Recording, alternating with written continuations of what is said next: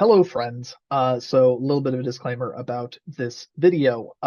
This is the second time that we recorded Bloodborne because the first time had a completely unacceptable amount of video kind of issues with it, with like lags and jumps happening, and we couldn't do that. So we re-recorded it, and while this time around we were able to avoid the video problems, we wound up with a bit of an audio desync. Everything starts fine, but then towards the end of the video, stuff gets maybe 3 to 4 seconds out of sync. And other than that, everything's fine. We've had this audio desync problem on previous videos, and we thought that we had solved it, as this is not something that's come up for a number of years in our videos. However, it reared its head once again, unfortunately, and we will just be uploading the video with that little bit of sync, as we can't really fix it after the fact. So we are not going to scrap the entire video, but if things do get a little bit out of sync. But with that, I hope that you enjoy this video, as it was still fun to do even the second time. And also, I'm not doing that cold open that I said that I'm going to do in the video, so that's fine.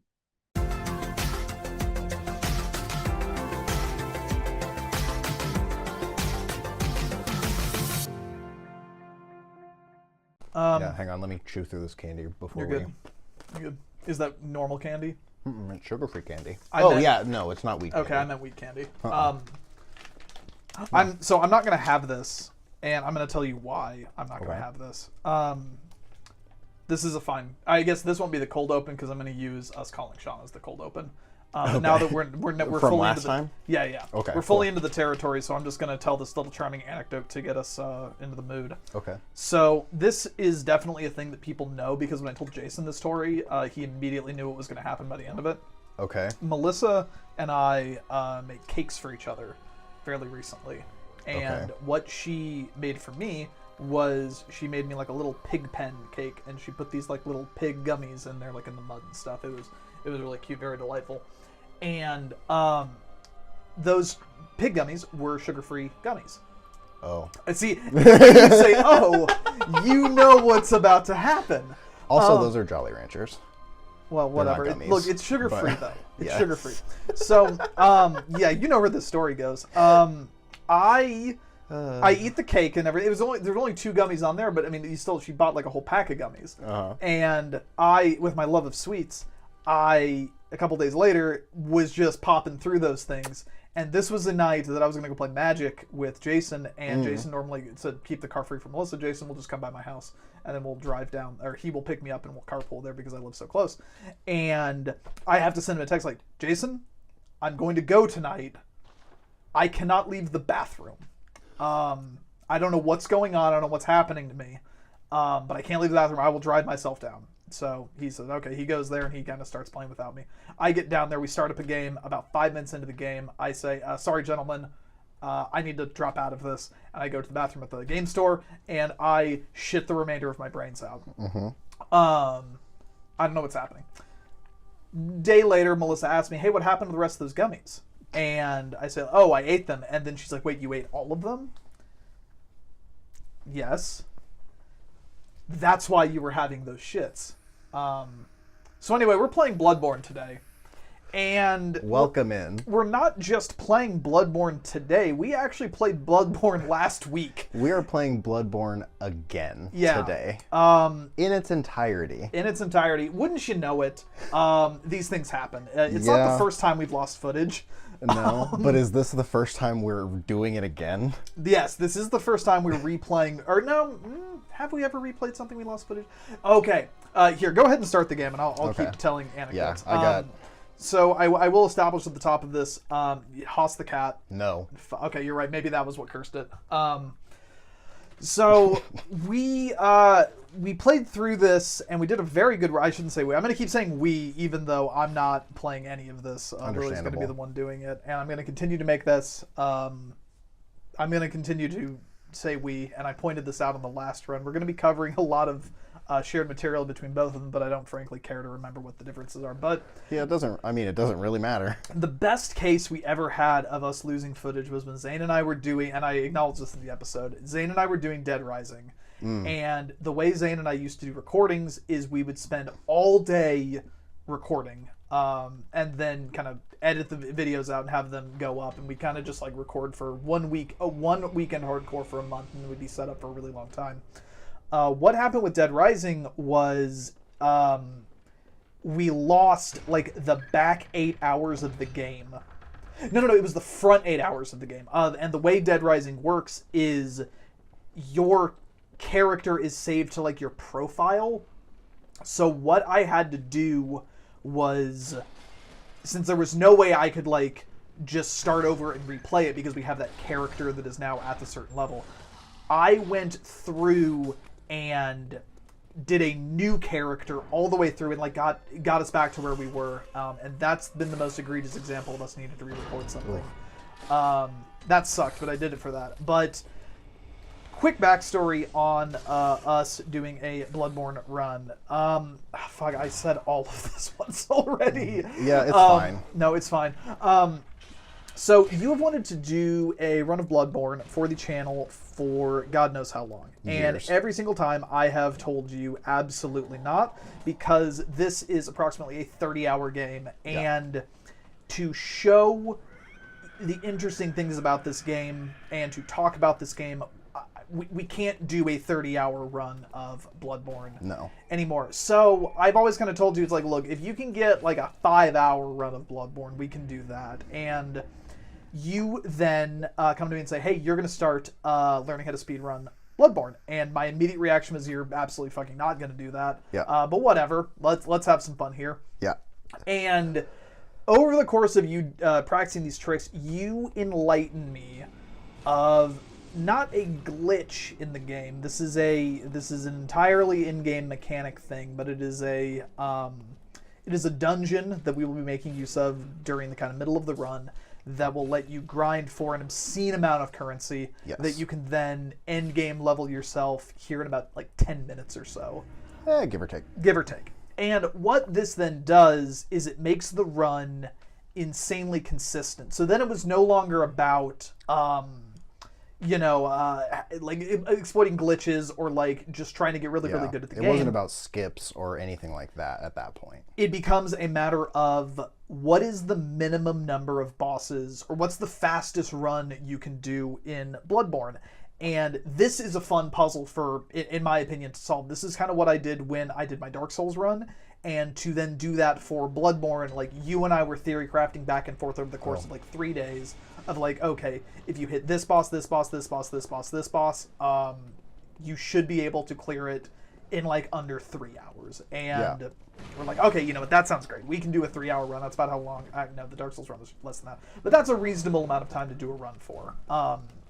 We can keep things interesting for that amount of time. So I then go and I test the theory myself, and I get a time of like 2.5 hours, 2 hours, 45 minutes or something like that, and set the bar of like, okay, this is what you have to work with. You can do better than this because you are better than I am at Bloodborne. You've always been better than me at Bloodborne.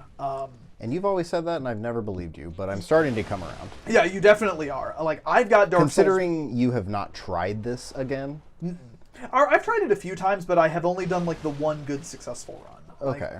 And I'm sure with enough time, I probably could get it. But again, Dark Souls 1 is my Souls game. That's the one I have invested all my time into. Hunter has Sekiro. I feel like we're all decent at Elden Ring. Yeah. But Elden Ring makes it pretty easy to be decent. Yeah. Not for nothing. Let's just say Ryan's the best at Souls 2. And let's give him something. Yeah, he deserves something. So that brings us to where we are today. We are doing the Bloodborne run that you have always wanted to do. And this is going to be in the vein of the videos and games that I have been doing for like the past kind of 2 years or so. This is not a speed run, but this is an obscenely quick run. This is a 30-hour game, and you are going to get this presumably under 2 hours. Yes. No glitches. You are just going to be doing a bare minimum pre-like figured out routing, and you will be getting the true ending. You will be fighting the 2 optional bosses at the end. We could reduce the time even more if we wanted to cut those out. Easily. But this is cooler. And just as a little bit of bonus challenge, I believe that on the run we recorded last week, You had 2 deaths, and your final time was like 1 hour 37 minutes. Yeah. So let's try to beat that. That's what I'm hoping for. I believe that your deaths were on Rom, and you had a random death somewhere, like something that was just like super innocuous. Yeah, I'm pretty sure it was a dog somewhere. Yeah, like it was just like a random just really stupid. death. You managed to back-to-back kill Gehrman and Moon Presence with no death in between, which is very impressive. I'd like to see if you can replicate that. You almost bet me $20 No, that I couldn't. never again. I know, but you almost did. You considered it. Never again will I bet you money to see if you can do something or not. That is a fool's errand. After I was hustled out of 20 United States cash dollars when you were streaming Sifu. I'm sorry you feel that way. I move away from the mic to take a sip of my Coca-Cola Vanilla. Coca-Cola, as always, please sponsor us. As always. I ran through the setup much faster this time to establish what this is, mostly because I'm a little annoyed that we have to re-record it. I will also say now, we will not be recording this a third time. I know when I beat. No, we will not. But this run is special. We cared so much about it. It didn't feel good to leave this run behind. After all the work we put into it, after how much you have wanted to do it, I could not sleep at night knowing that we just wouldn't do this because of bad footage. If we don't do because of bad footage twice, though, totally different story. So, I mean, also not for nothing. If it goes poorly this time, I would fully advocate for just putting it up anyway. Yeah, that's fine. And this will be double lost footage. This will be intentionally shelved footage, and and this can join the ranks of literally the entire Eco run, the Windjammers episode. What else did we lose really bad? I think those are the two. The Eco one's the one that hurts the most because I fucking hate that game, and I had to play through all of that bullshit. Yeah, got nothing from it. God, fuck that game. Fuck that game. Oh, anyway. So, yeah, this is Bloodborne. This is a Souls-like game that was released in 2014 as an exclusive to the PlayStation 4. It is considered by many to be maybe pre-Elden Ring, the best Souls game. It was the game that the main Souls director, Miyazaki, was working on while someone else took over Dark Souls 2's development. And it fucking shows, because Dark Souls 2 is easily the worst one of these, and Bloodborne fucking whips ass. Yeah, it does. Other charming anecdotes I have about this game. I absolutely fucking hated this game upon release. I remember that this came out, and I found the environments to be very bland and repetitive. I didn't like the kind of change to not having shields. I very much played heavier, stockier knight characters. And the switch to always having the gun and focusing more on parrying and dodging was a little tough for me to adapt to. But in the time that has passed, I have really come to love Bloodborne. It's probably the Souls... I mean, Dark Souls 1's always going to be my Souls game, but I replay Bloodborne about once or twice a year just because I dig so many of the vibes. I dig the switch to the cosmic horror that it goes for. I love the DLC. I think Old Hunters is one of the best DLCs ever created for games. And Pig Glove. And Pig Glove, yeah, just fucking shove your hand right up in its ass. What else would you do with a pig? The other thing about this game, and I did bring this up on the Dark Souls run as well, this was the game that got our best GameStop manager fired. Hell yeah. Because he took it home a few hours early, and another manager ratted on him, and he was summarily fired because this was the second time he took a game home early, the first one being Dragon Age 3 Inquisition. What a shitty game to do it for. Fucking dummy. But yeah, this is a Victorian horror, later Lovecraftian horror Soulsborne game. Well, I mean, it is the Born and the Soulsborne. And notable differences that it has compared to your run-of-the-mill Souls games is there are no shields. There's 2 shields. There are 2 shields. One of them is an actual shield that's in the DLC, and then one of them is a joke item. They're both kind of joke items. Hey, the lock shield is you fine, can parry but magic with it. Whatever. But a really critical thing about the game is, as you just did to Papa Gasman here, is you have a gun in your offhand that you use to parry. this lets you parrying is a thing that the normal Souls games have, but having it work with a gun changes the timings a little bit, and it also kind of opens you up to doing a few ranged attacks. It changes the game in a little bit of a subtle way. It does. Another thing. Fuck off, Garmin. Come on, dude. It's not Garmin. Garmin's the other one. Oh, you're right. This is Gascoigne. It doesn't matter. It matters to me. They're basically the same fight. He just goes sicko mode. They both go sicko mode in their own way. Well, yeah. Jesus, dude. So, another change that Bloodborne has is it promotes aggression in the combat significantly more. You know the name for this mechanic. Rally. Rally. Where if you take damage, and you can look at the health bar in the upper left corner to see this, there's going to be a little bit of it that goes orange. And what you can do in this time is wail on your enemy, and you can regain part of your health back. So, you know, the game wants you to get in there, get dirty. If you're going to take hits, it wants you to give the hits back. And I think that's a really, really cool mechanic. Another thing that's unique to this game is the insight mechanic, which is kind of like it is a meter of how much your character is closer to understanding the eldritch truth of the world.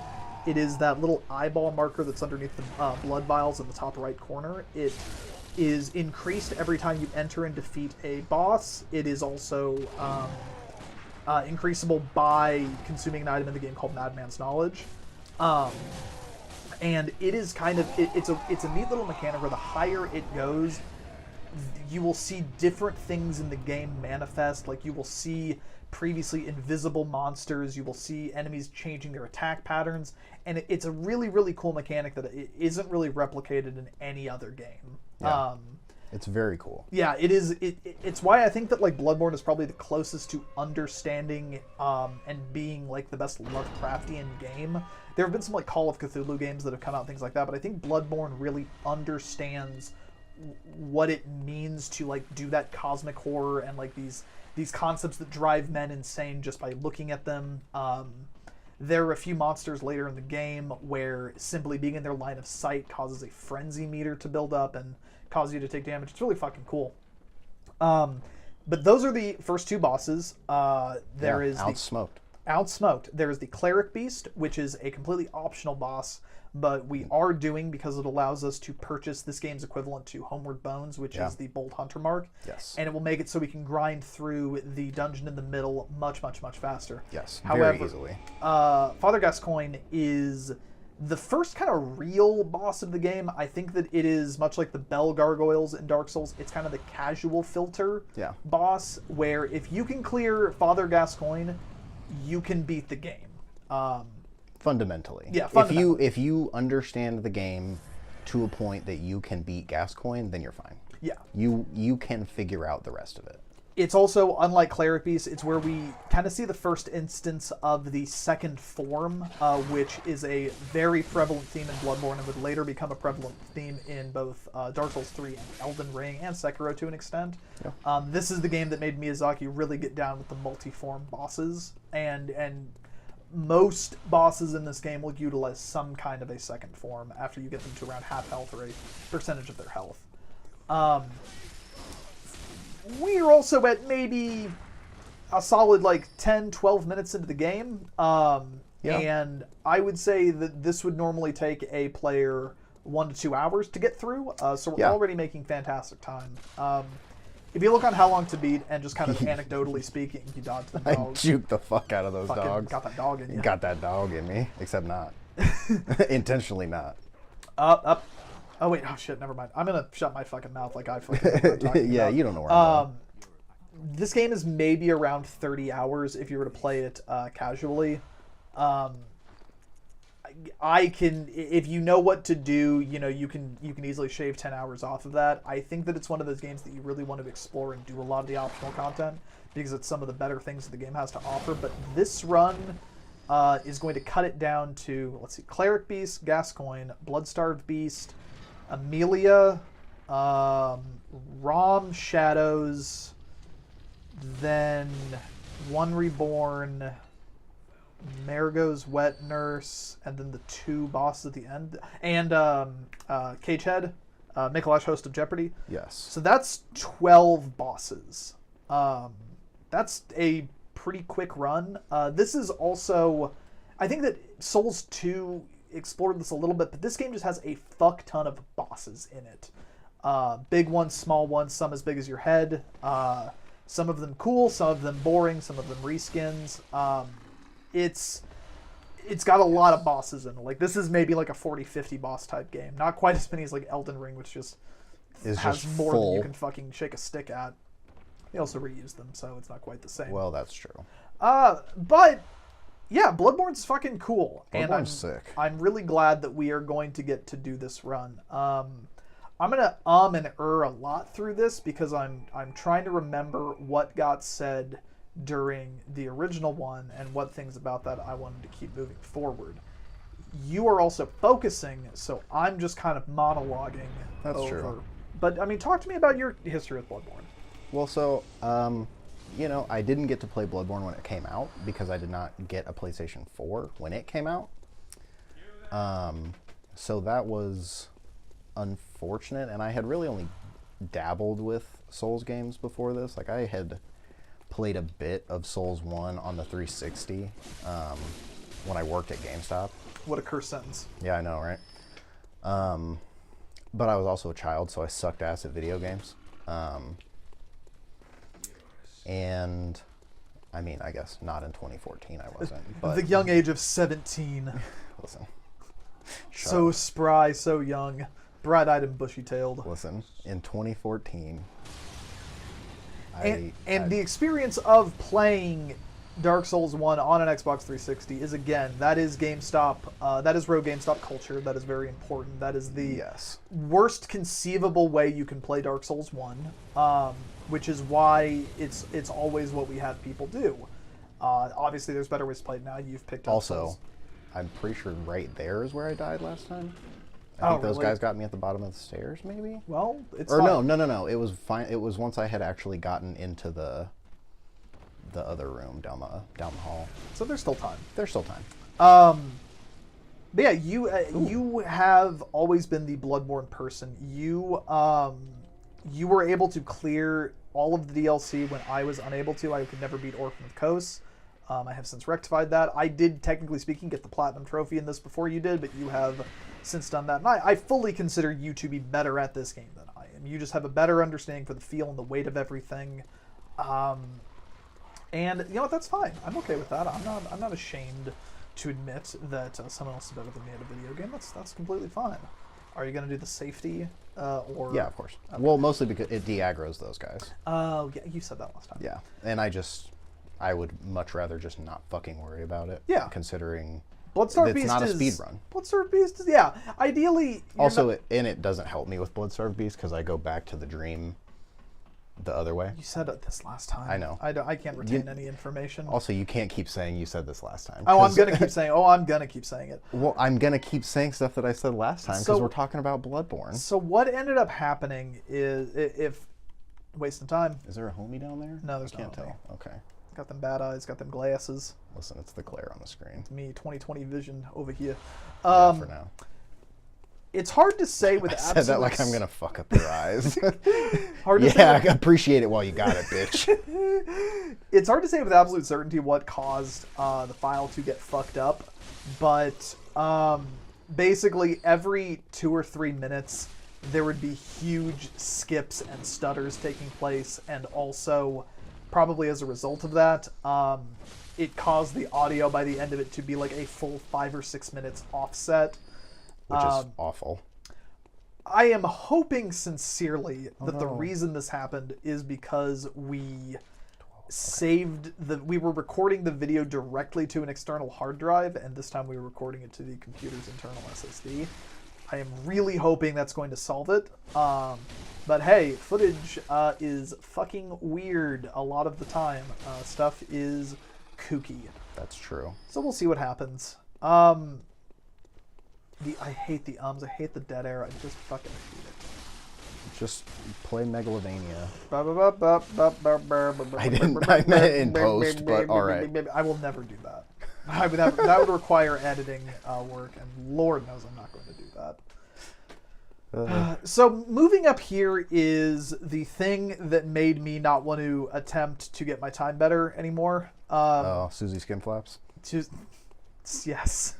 Bloodstarved Beast is another optional boss, but it is guarding the chalice that we are going to use to do this little like kind of cheese to get all of these blood echoes.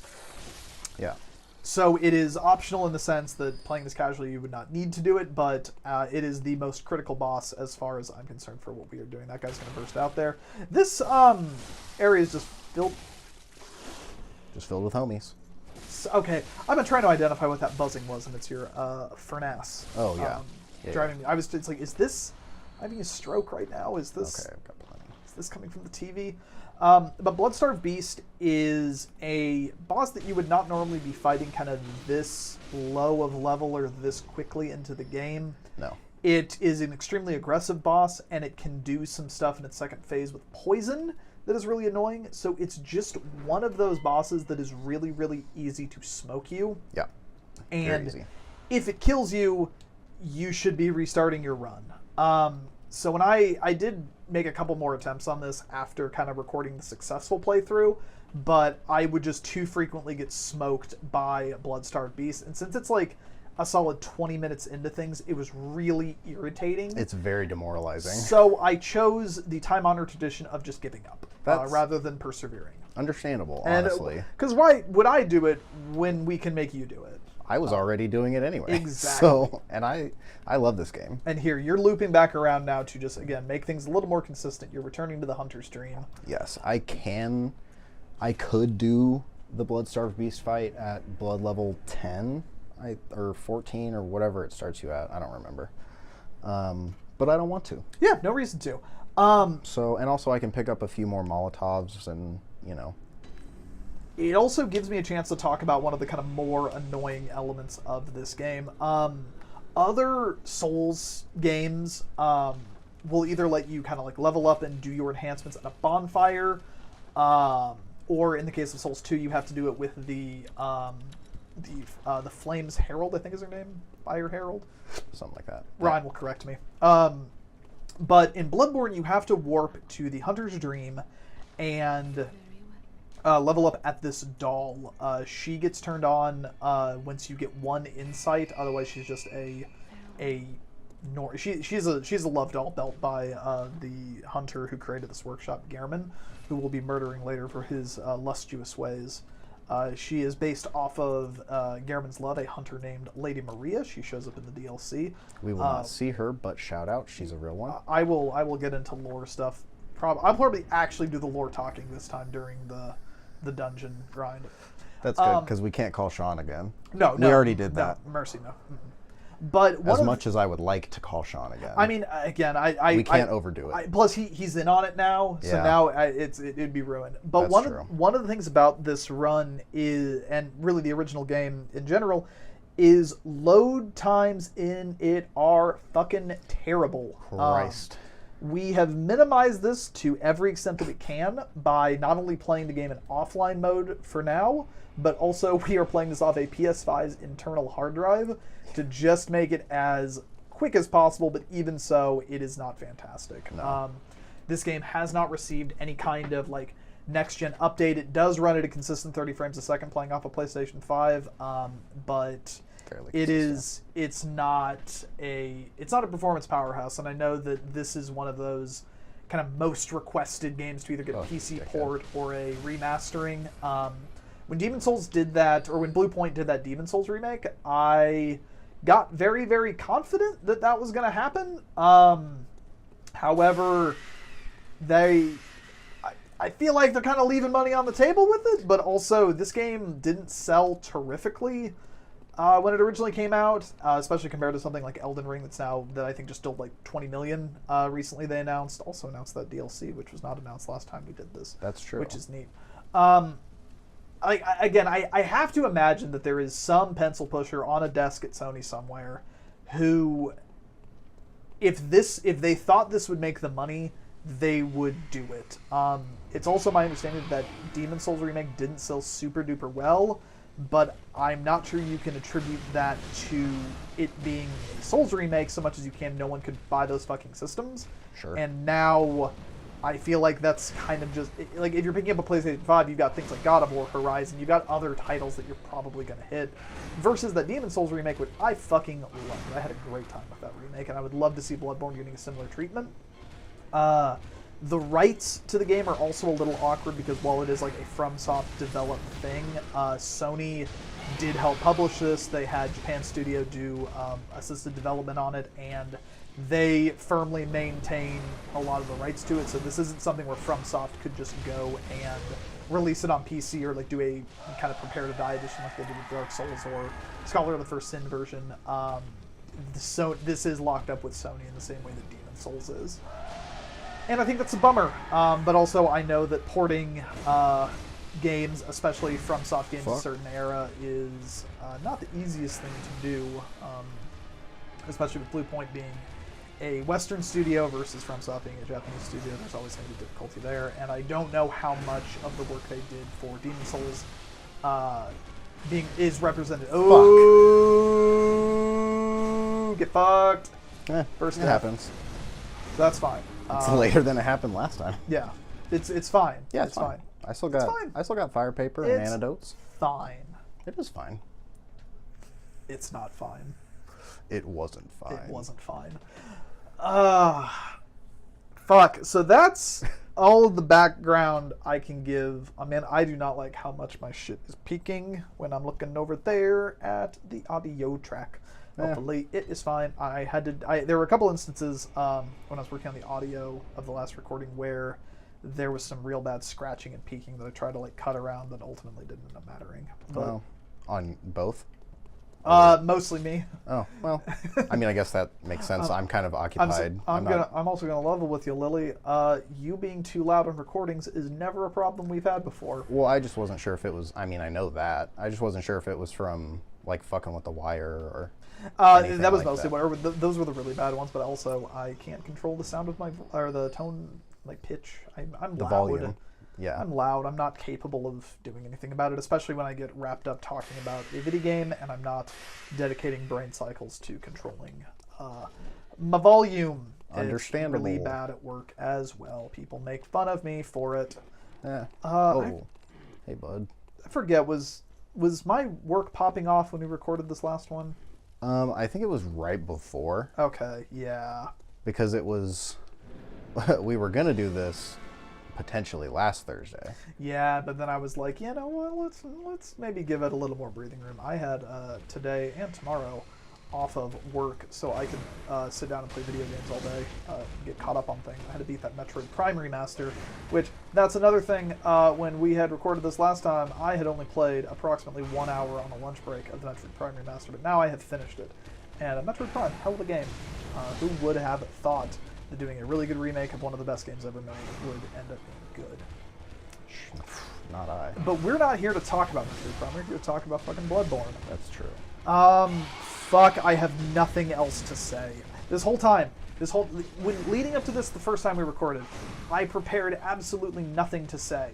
And I acknowledged that at the opening segment. And this time around, with a full additional week to prepare, still did not do one little bit of homework or one little bit of anything at all. You are bodying the beast this time around, though. That's the idea. You should have done this the first time. Thank you, Dash. Did you consider instead doing that the first time? So he's going to swing.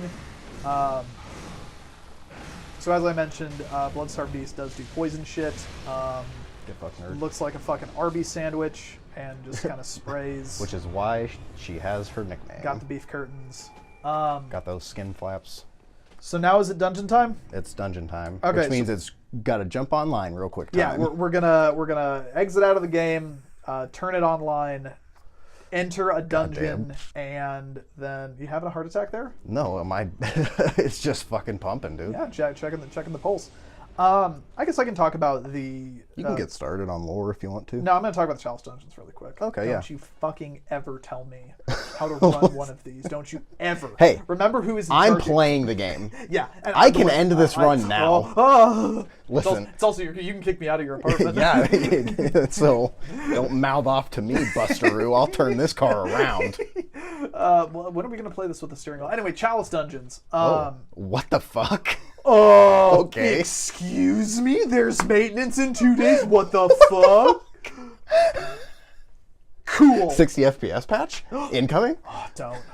What if? Oh, what my if? God. What if? Would we re-record it? Would that make me re-record it? Maybe.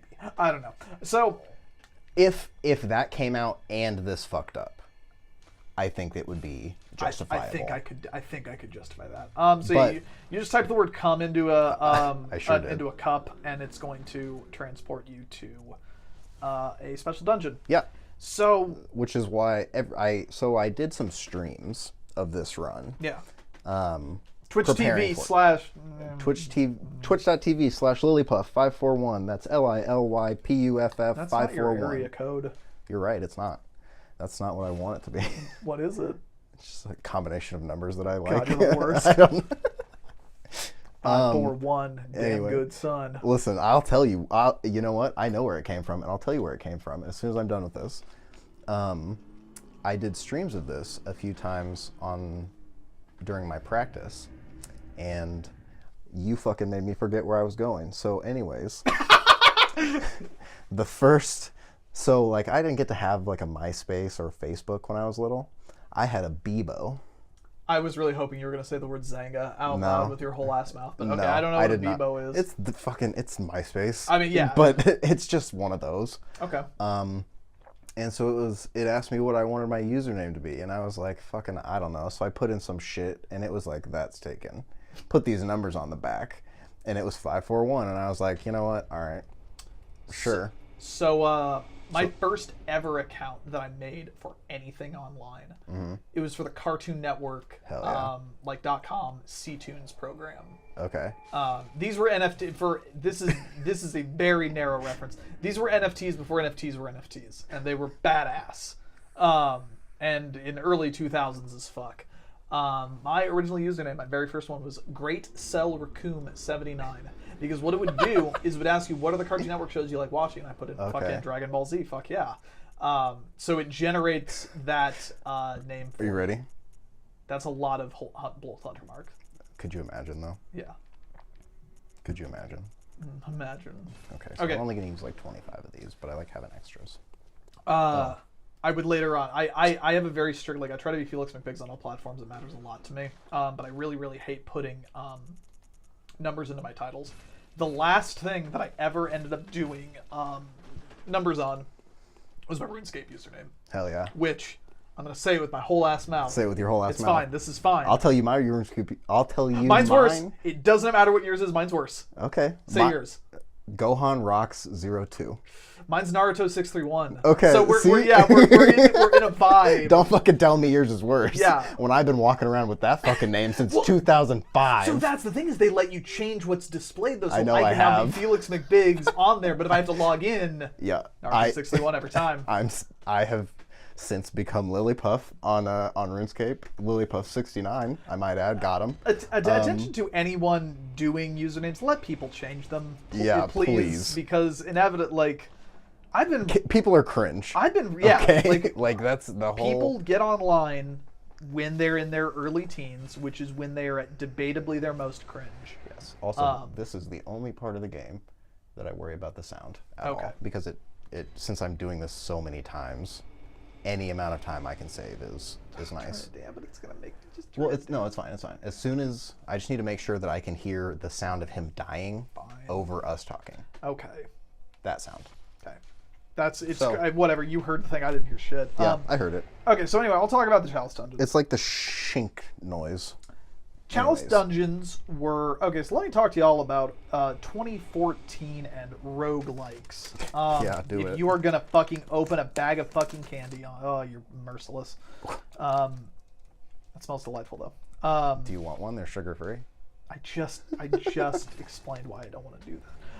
So the Chalice Dungeons were an attempt to give this game an infinite tale a la Skyrim's Infinite Quests. And what they are predetermined-ish, kind of prefab dungeon components.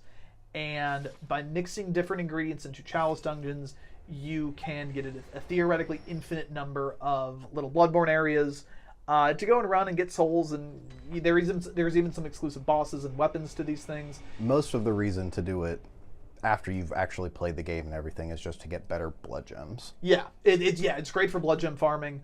You ultimately do need to engage with it pretty extensively to get the platinum trophy for the game. I think it's a really, really cool idea in theory that in practice was very boring. And it's really unfortunate because like a fourth of the items in the game revolve around it. Well, and the unfortunate thing is it's just more Bloodborne. Yeah. It doesn't actually add anything to the game. I mean, there's a couple of boss fights. Well, yeah, but like... Queen Yardam. I know, You can fight Queen Yardam. It's like, it doesn't add any really cool areas. They're all kind of boring because they're underground, you know, they're dungeons. So they all look like this for the most part. And also the good content, it just goes to like show like these games are very well crafted experiences. And I think when you, if someone were to say to me, randomly generated Soulsborne, I would say that's a great idea. Let's try that. Or like, yeah, I want to fucking see that. But in practice, you actually see that, oh no, a lot of the magic and what makes these games special is because they are so well made, well handcrafted experiences. So meticulously planned. And I'm glad that the Chalice dungeons exist so I can say, let's not ever do that again. And then I also think that what Elden Ring does with its variety of dungeons, even though those aren't the best pieces of content in that game, they're more interesting than the Chalice dungeons, while still adding kind of a huge breadth of additional side content for you to do. Yeah. I think that it's a better implementation. Yeah. But one of the things that can be done with them is you can type in these pre-seeded codes. So you can, like, if you do a dungeon, you can share it online to your friends or community. Anyway, this dungeon, the Cum dungeon, what is happening is because of the way video games work and load in different assets at different times, it is loading in a very high health enemy. And in Souls games, the Souls currency you get when you defeat an enemy is generally relative to the amount of health it has. But it is spawning in a high health enemy before it spawns in the level underneath it. So that this can be rinsed and repeated over and over and over again to quickly kill a very high health enemy and get you something like 83,000 blood echoes every time. Yeah. Repeating this for, what are you going to do, like 25 times or something like that? Yeah. Repeating this for 25 times or so will get you enough souls to just get to an end game level. More so.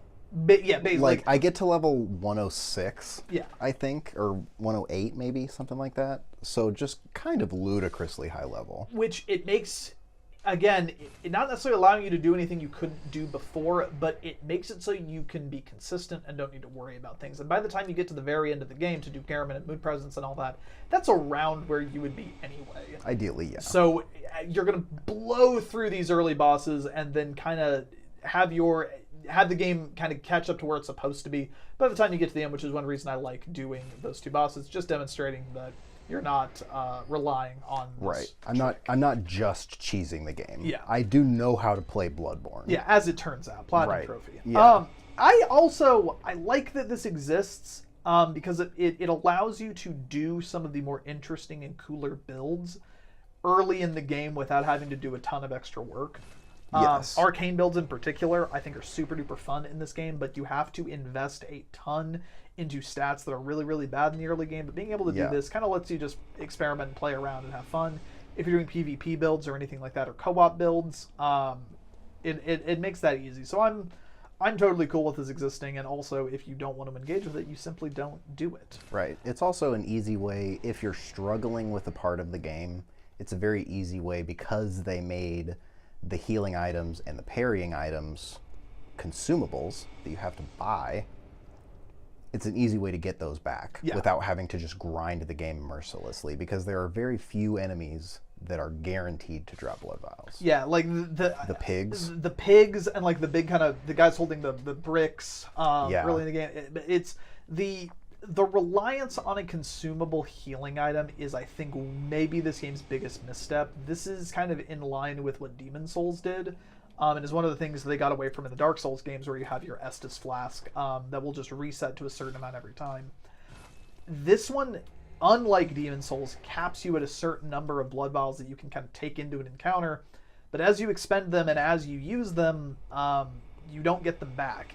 Yeah, they've just gone. I think that grinding is one of the worst things in any video game. Because, like, you say as we grind.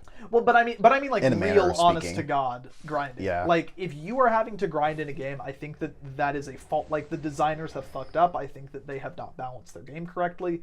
They have not given you like the proper ramp up to sequences. It's one reason I really have a hard time getting into most JRPGs. It's because I hate fucking grinding, and having to grind for your healing item fucking sucks. That's fair. This game does not do anything like Demon Souls or Dark Souls, where when you die, you are inherently punished, or like you have a lower maximum health than you would otherwise. You can't do online without having to, like, reverse your hollowing, things like that. But if you expend all of your bullets or all of your blood vials fighting a boss and you still lose, you do not get those back. You're just fucked. Yeah, you can buy more, but they get progressively more expensive as the game goes on, and they get a little annoying to deal with if you're someone who's dying a lot. And I think that's a shitty gameplay experience. It punishes people trying things, and I think that really sucks.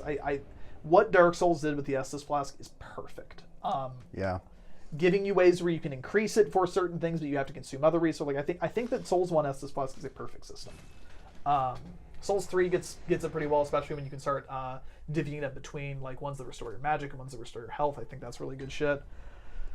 But blood vials, one of the very few things I would still continue to fault this game on. More like blunder vials. Blunderbuss. Did you take the pistol or the blunderbuss? I took the pistol. Ugh. But then I didn't get the fucking parry on the Bloodstar or on the Cleric Beast. Rip. So, did you know you can turn your camera in this game before it actually loads in? I didn't. Now you do. You didn't do that last time. I didn't. That's because I forgot. Loading screens are completely fake. Always remember that. That's true. Loading screens are total bullshit. Every video game is just smoke and mirrors. And no game should actually have ever been released. They are all magic. That's why they cost so much. Game development. It's really rules. expensive to put all that smoke on a disc. Yeah, that's true. They've got fucking Miyazaki ripping the fattest vapes you've ever fucking seen. Oh my god. I got sent a picture of a vape convention recently that was happening right next to a Magic the Gathering convention. Sick. It was a very good. The new Silent Hill looked fucking fresh. Shit, I bet. I bet it did. So now we're here almost at the end of this grind. You've got 6 of these left to do. I'm gonna do one more. Oh. Because I bought 30. I'm gonna keep 5. I like to have them. You have well over 2 million blood echoes, and I thought you weren't gonna do another one. I said I'm gonna do one more. Oh shit, never mind. I have a goldfish brain. You can say something to my face, but I'm too busy thinking about the next thing I'm supposed to say because I hate dead air with a passion that I'm not actually listening to most things. Well, understandable, I suppose. But after this, we will not be doing any more grinding, and we will get right back to our regular scheduled programming of finger blasting some motherfucking bosses. I tell you what, we will be putting our fist inside one more pig because it's good content. Oh yeah, we do love right before just Shadows. Going full on fucking Ace Ventura on those things. We could do more, but no, they take time. They do take time, and I won't need blood echoes by that or blood vials by that point. So I'll also use this, I guess, an opportunity to talk about the way soft cap stats work in Souls games, because you never know. Maybe someone is watching this and they don't actually know, Jason, how these things function. Souls games habitually feature a concept called soft caps on stats, where you will see that Lily did like 40, 30, 40, 30 on those. The soft cap for stats in Bloodborne is 40, which means any points that you put into a stat after 40, you are getting severely diminished returns. So, for example, going from level 20 to 21 would give you like 3 points of strength. If you were to do 40 to 41, you would get like 1 point of strength for each time you're leveling up. Very diminished returns. Yeah. Heavily diminished. this is a feature that is utilized in all of the Souls games, but they also never tell you that they do this. And in fact, there are a lot of weapons or equipment that you'll see in Souls games where did you not? Where do I go? You have to kill Amelia. Oh yeah. Do you have the rag? I don't need the rag. Oh, I open the rag. I have to go to the old workshop. Oh, okay. That's where I go next. I forgot. And then I go down and use the because elevator. you do workshop before I do workshop. Yeah. But these games feature soft caps, and I completely forgot the fucking route. It's okay. I have not been practicing this. When I did extremely demoralized. When I did my Dark Souls run, there was a point that I completely forgot what I'm supposed to do next, and I've got to have Ryan monologue while I try to remember what to do. Well, so believe me, I get that. I suppose it do be like that. It do be like that sometimes. So this is why we're not simply increasing stats to like 99 or just going like really high on a couple stats in particular, and why we're doing something a little more balanced that gives us all the health, stamina, and strength that we are going to need. Aside from the fact that it would just take fucking ages to get that many echoes. Yeah. Because of how they also increase the price per level. Mm-hmm. Regardless. We talked a little bit about kind of what the ideal number of runs of the Cum Dungeon was. I think like on my original run, which I actually have a no commentary recording of my run. Oh, get fucked. That's a lot of damage. That was rough. I'm gonna end up uploading that as just like a bonus feature. You saying, "Oh, get fucked." I'm gonna upload my run as a bonus feature just so you can kind of like compare and contrast the first thing we did. But you did. I think I did something like 10 on my run, and obviously you're doing something like 25, and it doesn't take that long to do, and I think we were way more concerned with shaving off like singular minutes when we were very early in this project. Yeah. This is a much better system. Consistency matters, because watching you die to things over and over, especially if you die to Rob and have to do that long walk back, not the best content. No, not my favorite thing either. However, one thing that you are remarkably good at versus me is going to be, I don't even want to call this a trick because it's just part of the game, but there is a quote-unquote secret area that you are coming up on called the Old Hunter Workshop. Why did you go around this way? Oh, okay. I should just shut my mouth. Anytime I see you doing something that I would call questionable, there's probably a reason you're doing it. If you do it, it's not a mistake. No, I don't know. You did just forget where you were going. Yeah, so like maybe check me now and then. But this... Definitely remind me to fucking eat the umbilical cords, because I don't think I'm going to remember today. Oh, okay. So getting down to this requires you to do like obviously some well-placed rolls. Platforming is not really. This is the era of Souls games before like they had jumping as kind of just an easy thing to do. And like you can do it, but it's kind of a bitch. Getting to this area is something I am not able to do consistently. I am so bad at it. Much like fighting the Bed of Chaos in Souls 1, I just can't fucking do this shit. Lily, however, gets it first time every time. But we are going here so that you can get that item that you just picked up called, it's a 1/3 of an umbilical cord. Yes. There are 4 of these present in the game, and in order to get the final, like the secret final boss of the Moon Presence, you have to consume 3 of them. So we are going to be getting the 3 easiest ones of these. One of them is in this workshop. Another one is you will take a back way end to the area you start out in the game called Yusefka's Clinic, and then you will get another one simply by beating a boss. Yes. I guess I forgot that you go out this way. Yeah. Oh, well. I come out this way and I take the elevator up to Amelia, so I don't have to fuck with the gate or any of that bullshit. Look at that. Isn't that a little clever route? I'll tell you what. Did not do this. I also wait till the very end to get the fingers. That's fair. When I do it. But we are going up back on track to Vicar Amelia. She is a... you know what? I'm going to talk about the lore now. I have just decided, and then probably by the time you get to Bergenworth, I will be at the Bergenworth part of the lore, and it's going to be fantastic. That's fair. I mean, to be fair, I'm about 2 minutes from having Amelia dead, so like, do what you got to do. So this, much like other Souls games, they do the very kind of obscured lore and talking about things in item descriptions and also leaving a little bit up to your imagination. And the backstory of Bloodborne is basically there was a college called Bergenworth, And Nope, I'm not there yet. well, yeah, but I'm giving the backstory. I'm just gonna fucking stop Listen, being mean to me. You said it. I'm just goofing on you. Yeah, you're being rude is what you're doing. There's a college called Bergenworth, and the scholars at Bergenworth, oh, God, you're so fucking good at this. I guess the stats help, but just Jesus Christ. The scholars at Bergenworth discover the Chalice dungeons, like the Cum dungeon that you were at earlier. And while they were in there, they find left behind like Lovecraftian elder gods. And they are understandably like, oh, fuck. These are like extraplanar beings. These are things that operate on like a level of existence that we cannot fathom. Sure. So the main... the leader of the Scholars of Bergenworth, his name is Provost Willem. Shout out my man's. Shout out my man's Willem. We'll see him later. Just trying to line his brain Willem with Dafoe. eyes. That's his name. The man just wanted to line his brain with eyes because he wanted to try to bring humanity to its next step in evolution. That he wanted to become like these great ones and exist on these other planes of thought.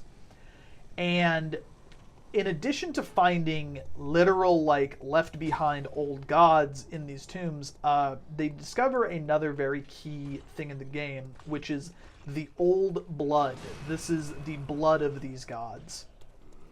This game is very blood focused. You've got blood echoes, you've got blood vials, Bloodborne, but this old blood is something that Willem is very apprehensive of, but the various scholars at Bergenworth begin injecting themselves with this blood and splicing it into themselves, and they are discovering that this is a magical... It has the ability to cure any and all diseases and ailments, make you, ridiculously strong. It is, by all means, a miracle substance.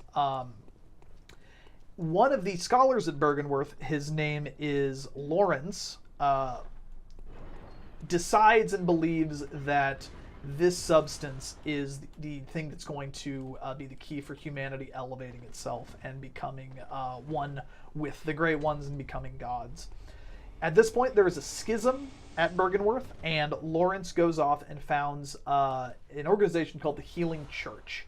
And the city of Yharnam forms up around it because people are coming from far and wide to be treated with this miracle blood that the church has.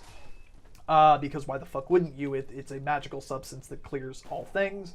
The church grows to a great deal of power under this. The city of Yharnam forms up around them, and things are going really, really good until they stop going really, really good. And boy, do they stop. And boy, does shit stop going good. The church figures out that cutting people with the old god blood is turning them into monsters.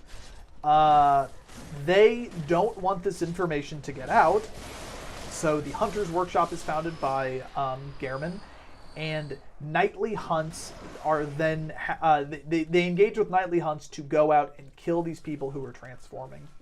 That way they can continue to experiment on the general populace, feed them this blood, and try to, again, ascend into godhood. Eventually, this begins happening at such a widespread level that they cannot control it anymore. The secrets get out, and the city and Yharnam in general becomes the way we see it now in the game, completely overrun with these fucking beasts and monsters. That's dope. Willem, back at Bergenworth, has made the realization that the actual way that you are supposed to ascend to godhood is to line your mind with eyes, which that is not a metaphor.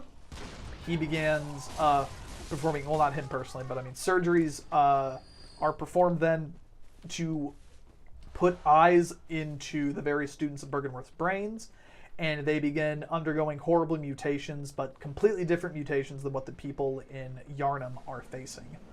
This idea of evolving humanity, or like progressing things but becoming monsters as a result, is also a theme that is present in Dark Souls 1 with the Age of the Dark. They give you an opportunity to see what that is like in their expansion, Artorias of the Abyss, where, sure, you're ending the Age of Fire and humanity is kind of progressing, but they're becoming these... It's trading one problem for another, and I do like this dichotomy of these two ways of going about achieving something, but both of them are equally fucked up, and neither is necessarily right, except the parts where, in both cases, the humans are becoming something new, some variety of monster as a result.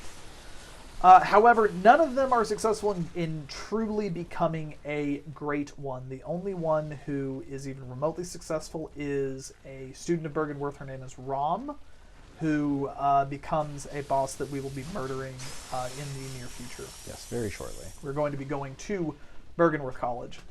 So here you are, a hunter who has made a link with the hunter's dream. Great ones are not like a set species. They do not have a universal alignment. They do not hate humans inherently or anything like that. But they are all unique. They all have their own motivations, and they will frequently talk and communicate with humans, and moreover, they will cut deals and form pacts with humans. Pig love. Pig love. Just get right up in there and just eat that dookie. You get all those blood echoes for eating the poo-poo. I want my hunter to do the gritty. Oh, God, what if? Oh my God, let me hit the gritty after I kill Rom. Put Bloodborne on PC so I can mod in Fortnite dances. Yeah. I don't want real emotes. I don't want to. I don't want to fucking pray. Yeah, I want to hit the gritty. Yeah, you want to floss. You know what? You're right. I do want to floss. You interrupted my tangent to talk about hitting the gritty.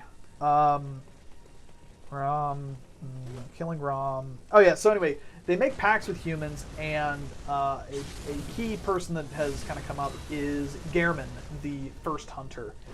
He, once the kind of knowledge of this beasthood curse becomes public, him and his hunters are no longer needed, and he, in his loneliness and kind of boredom, forms a pact with a great one called the Moon Presence to create the Hunter's Dream, where it will allow various hunters to get a sort of immortality, which is it's them kind of ludonarratively explaining the gameplay concept of why you can kind of keep going back out in the world and you don't ever actually die, because you are linked to the Hunter's Dream at the request of Gehrman.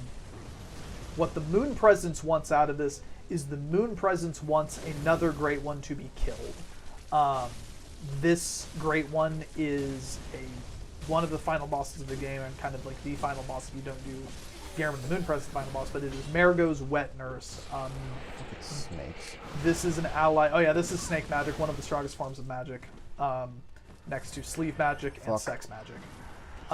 These guys are snake wizards. They can look. The beasthood is a very loosely defined concept, and sometimes it's snakes. Blood sugar baby, snake magic. I think I did that joke last time too. I think probably. So Gehrman makes a pact with the Moon Presence because the Moon Presence wants a Great One to die. Gehrman, in his kind of frail state, can't kill a Great One, so he enlists a variety of hunters into the Hunter's Dream and guide them along a path to go and slay a Great One. In this case, it is an ally of probably formless Odin, Marigo's Wet Nurse, and also Marigo is an infant Great One. Moon Presence wants nothing to do with that. Again, the Great Ones are not inherently friends with each other. They are not allied with each other. This is one of those students, like I was talking about earlier, who got their brain lined with eyes, and they became a horrible bug creature. As did some of their peers. As did some of their peers. So yeah, that leaves us where we're at now. Lovecraftian gods are real. They form pacts with humans, and one of the ways you can form these pacts is with these umbilical cords. It's not explicitly specified what it takes to create an umbilical cord. However, one of the characters in the game, a doctor by the name of Yosefka, is impregnated by a Great One, or at least has done something to create an umbilical cord inside her own body. Yes. Other umbilical cords are the ones like Gehrman used that was in the Hunter Workshop to create the Hunter's Nightmare, or the Hunter's Dream. Hunter's Nightmare is the DLC. And another one that kind of is referenced is a character we will see in the future, Mikolash, ripped an entire school into a nightmare realm so that he could continue to study things, and he goes insane. Yeah, it's sick. We'll be going to that one as well. So by consuming these 3 umbilical cords, you can then make contact with the moon presence and resist its influence. Yes. If you don't consume the umbilical cords, you will fight Gehrman, beat him, and then you will be the new caretaker of the Hunter's Dream. But consuming them will let us fight the moon presence. You could also optionally just not fight Gehrman at all. That is Gehrman in the chair. Yep. We will be killing his ass later. So what you're doing now is gearing up and increasing your shit a little bit before you go and fight Rom the Vacuous. That's what I thought. Hey, it's later.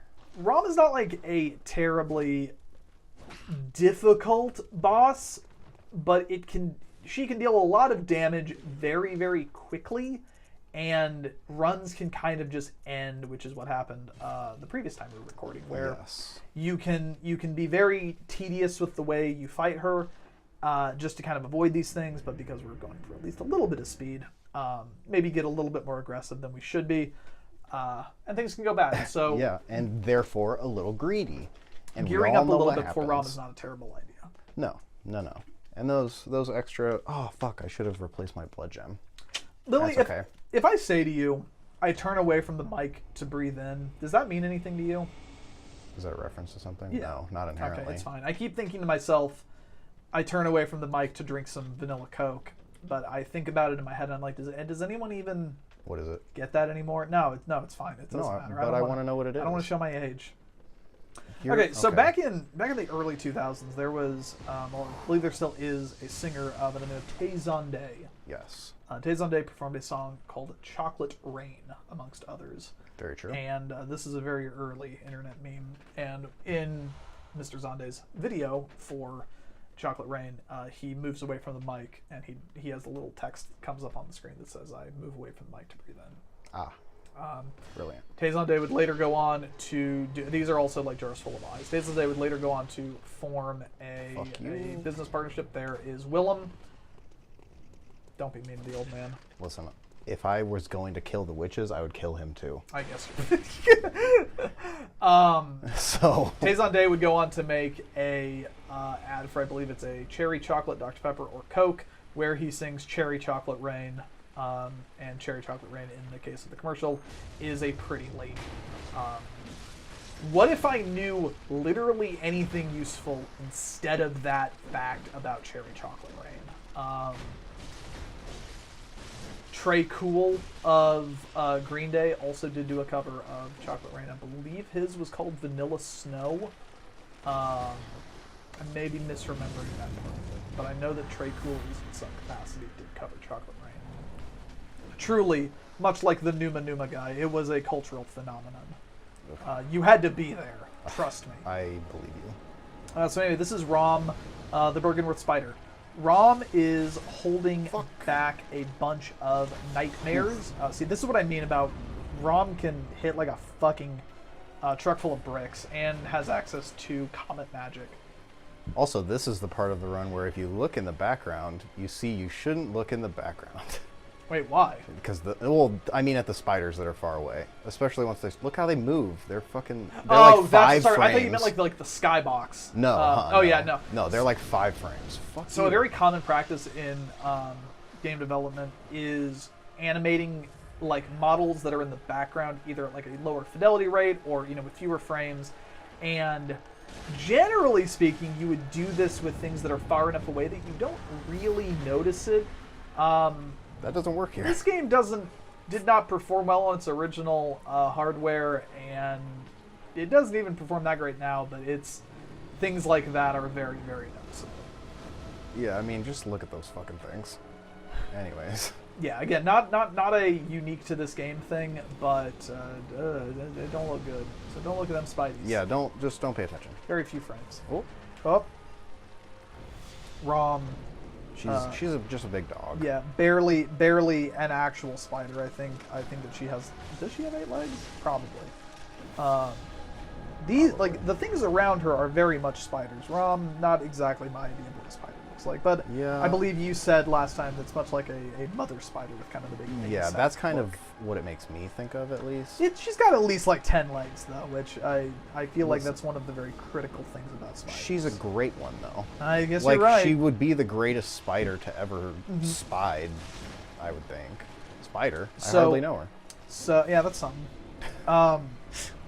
In Dark Souls 1, there is Nito, the first of the dead, and a very common misconception is that people think he was the first person to die, when in fact this is a frustrating translation where what the original text is supposed to be is that Nito is like the first place at death.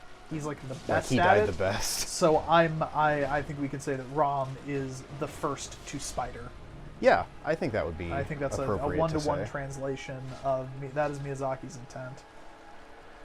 Oh, Another huge reason that Rom dying to Rom really sucks is, as you can tell, audience, this is one of the longer boss fights just by virtue of how you have to do this. And when we did this last time, Lee got very, very close to killing Rom and then was murked. So not only do we have to redo the whole boss fight, but you have to run to Rom, takes a minute to get to her, and it's just, of all of the bosses you can die to, this is maybe the second or third most annoying. But nothing went wrong this time. Prey slaughtered, outsmoked. And Bong bubbled. we're not going to worry about, like, obviously, what if we killed the giant spider monster that lived in the lake at Bergenworth? Nothing bad could possibly happen. Oh, No. hey, now there's a ghost bride lady, Queen Yarnum. Too bad we won't hear what she has to say. Oh, yeah, you're just going to skip them cutscenes. Fuck it. It adds to the game timer. I guess you're right. It adds to the IRL timer too. So I suppose you're correct. I mean, So now that shit has gone, now that Rom's gone, shit's gonna start getting really bad, and like the general illusions that were placed over Yarnum are now gonna fall apart. yeah. And we will be going to a place called Yahargul, the Unseen Village. But the first thing we're gonna see is the minute we load in, we are gonna see a big fucking monster. Yes. These monsters are present throughout the game. They are called amygdalas. Yes. And they are all around the game, but you can't actually, they're not visible until you reach a certain level of insight. Or progress to this part of the game. Or progress to this part of the game. If for whatever reason you can increase your insight high enough before getting to this point, you can see them though. I want to say it's something like 40. It's Yeah, it's crazy. you have to like go out of your way to do it, but it is Yeah, possible. you really do. It's kind of one of those like New Game Plus type things. Yeah, you almost have to like grind Madman's knowledge Mm-hmm. a little bit.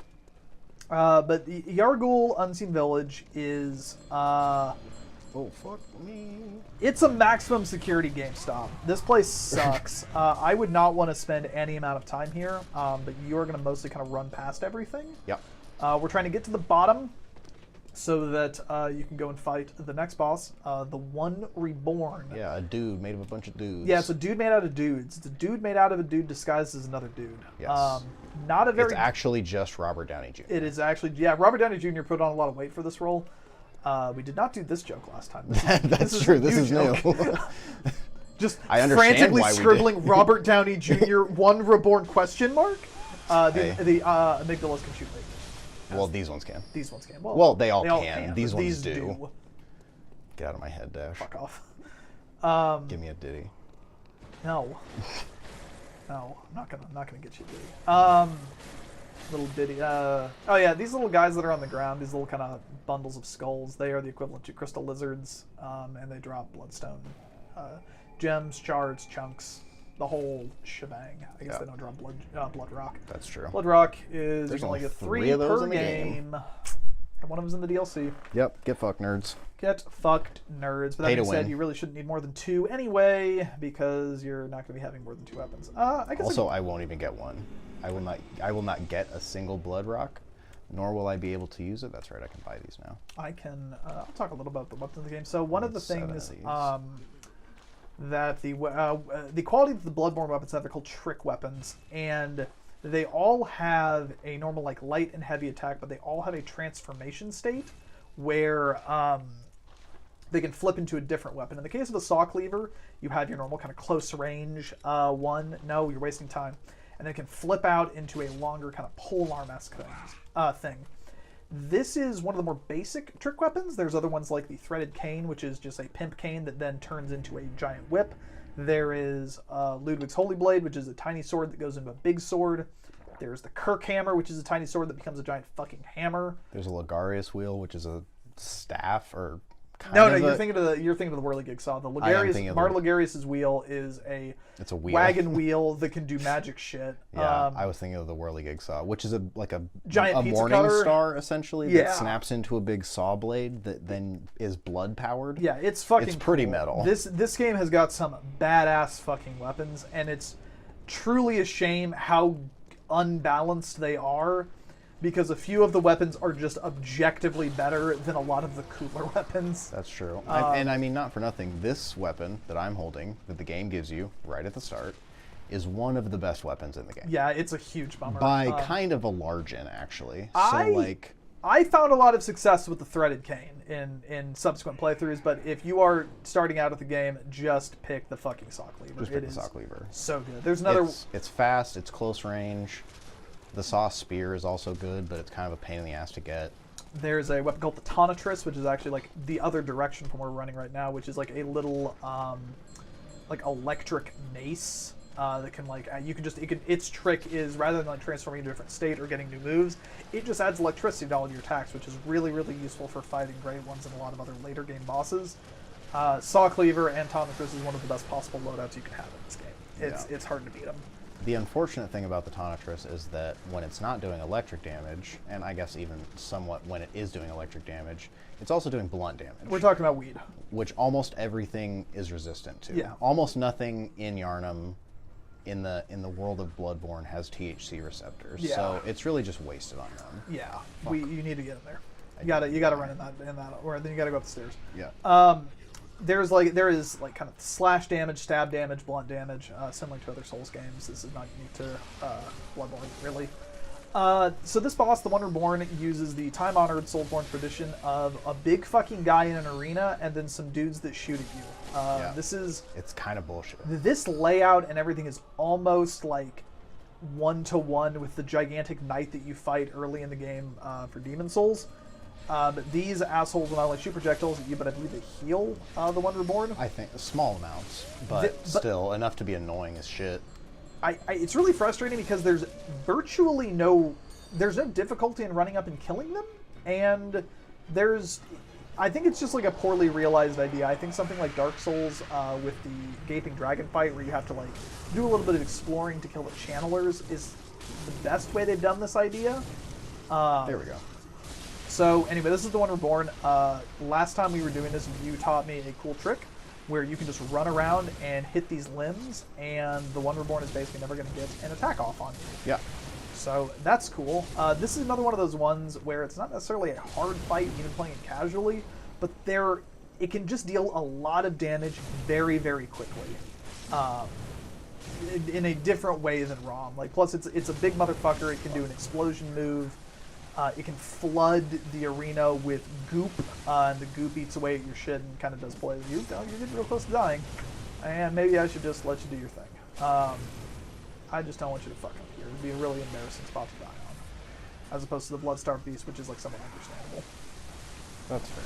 All of the fleshy and kind of beasty enemies are really weak to slash and fire damage, which is why the fire paper is super useful, and another reason why the saw cleaver is so good. Yeah. So where we're going now is after One Reborn is dead. Do you need to? Does Mikolash have the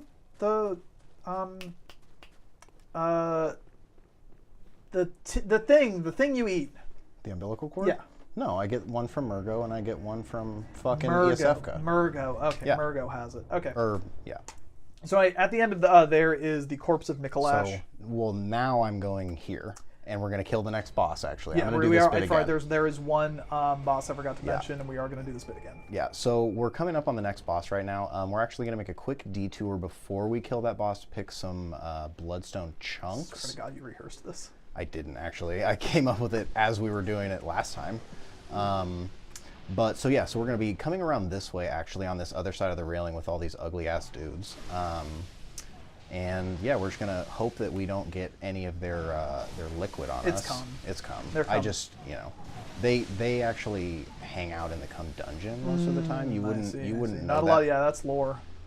There actually isn't an item description for that.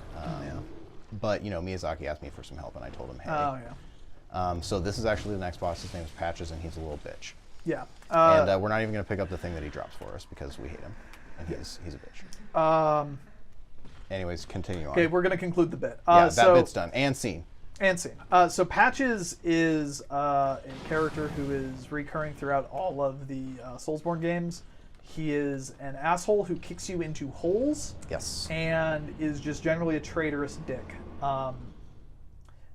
On a more conventional route through this game, you can reach this area a different way, but you won't have access to kind of what you're doing right now, and you can meet Patches, you can talk to Patches, he will kick you into a hole in a different area of the Nightmare of Mensis, and fuck Patches in every iteration, every game that he is part of. Yeah. It takes almost no time to run over, drop down that hole, and kill him. The difference in this particular iteration is he is a weird little spider guy. I'm a big fan of making him a weird little spider guy. They definitely didn't need to do that, but I'm a fan. Now, are you going to mention how if you kill that with fire, little worms don't pop out of it? That's true. You can kill it with fire or visceral damage, Ooh. and little worms won't pop out of it. Hey, listen here, you bitch. Those like silvery lightning beasts are annoying as shit to fight. They also move quickly and pursue you. Funny you say that. They're called silver beasts. How about that? Silver beast gorillas. So yeah, this is the Nightmare of Mensis. Let's see. Up in... Ooh, yeah. What? Fuck it. Fuck it? I'm going to upgrade. Okay. Look at you, so confident you're going to get a peanut butter, a Piba Baba. So Nightmare of Mensis is the... I always do this. I went back last time, too. Is the area that Mikolash ripped using his umbilical cord into a nightmare. He ripped his whole fucking school.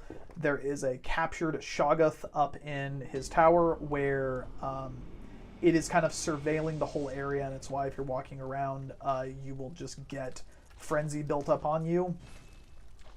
We can run through it at a quick enough speed that we don't really need to worry about it. However, it's one of those things that on a casual playthrough, especially if you don't really know what's going on and don't understand why it's happening, it can kind of fuck you sideways a little bit. I'm a big fan of it.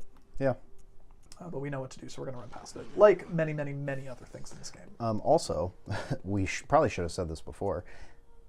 If you don't like spiders, there's a part coming up that you won't like. Yeah, this one's not a bit. No. They're legitimately, like, this game does one of the just most bold-face, spider-ass spider things in a video game. Yeah. I mention this because I know we have a friend who does not like spiders. They are not going to watch this. But in case there is anyone else who is sensitive to that sort of thing, I will say, look away, and then I will say when you can come back to it. Yeah. It will be very fast. Yeah, since, as is most of this game, just running past everything, but... There's, like, a lot of horror... Like, this one, even much more so than the other Souls games, like, this has a lot more kind of horror elements. The realistic giant spider is really weird, even by this game's standards. Okay, just go ahead and look away now. Yeah. Well, listen, there's the realistic giant spiders, and then there's their actual mother spider. Yeah. Which is... I mean, if you're still watching... I don't have a problem with spiders, but even I just don't like looking at... This isn't even a boss. No, it's just a fucking... It's just a big here. fucking spider. It just lives in this building. Okay, you can look back and just fucks your day up. Yeah, it's just a big fucking spider. It's got some little spiders also. Yeah, anyways. There are also some students who become spiders that you can fight and kill in the same way that Patches. That is a spy for the Healing Church who got ripped into this Nightmare Realm.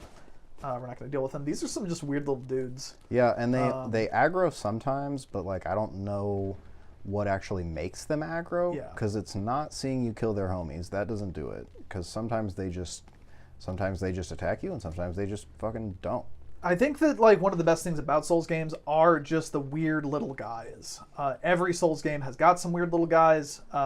These are fantastic ones. Are you gonna fuck this up this time? No. Cool. I mean, not for nothing. This game also has the not the living nightmares, but those other little blue guys. Or the living failures. The living failures. Yeah. So they are. Those are some weird little guys. So also. And we will see one of them in ESF's clinic. Here you can talk about them. So I'll take a quick Souls games have fucking annoying ass dogs in them. This game has annoying ass dogs and annoying ass crows.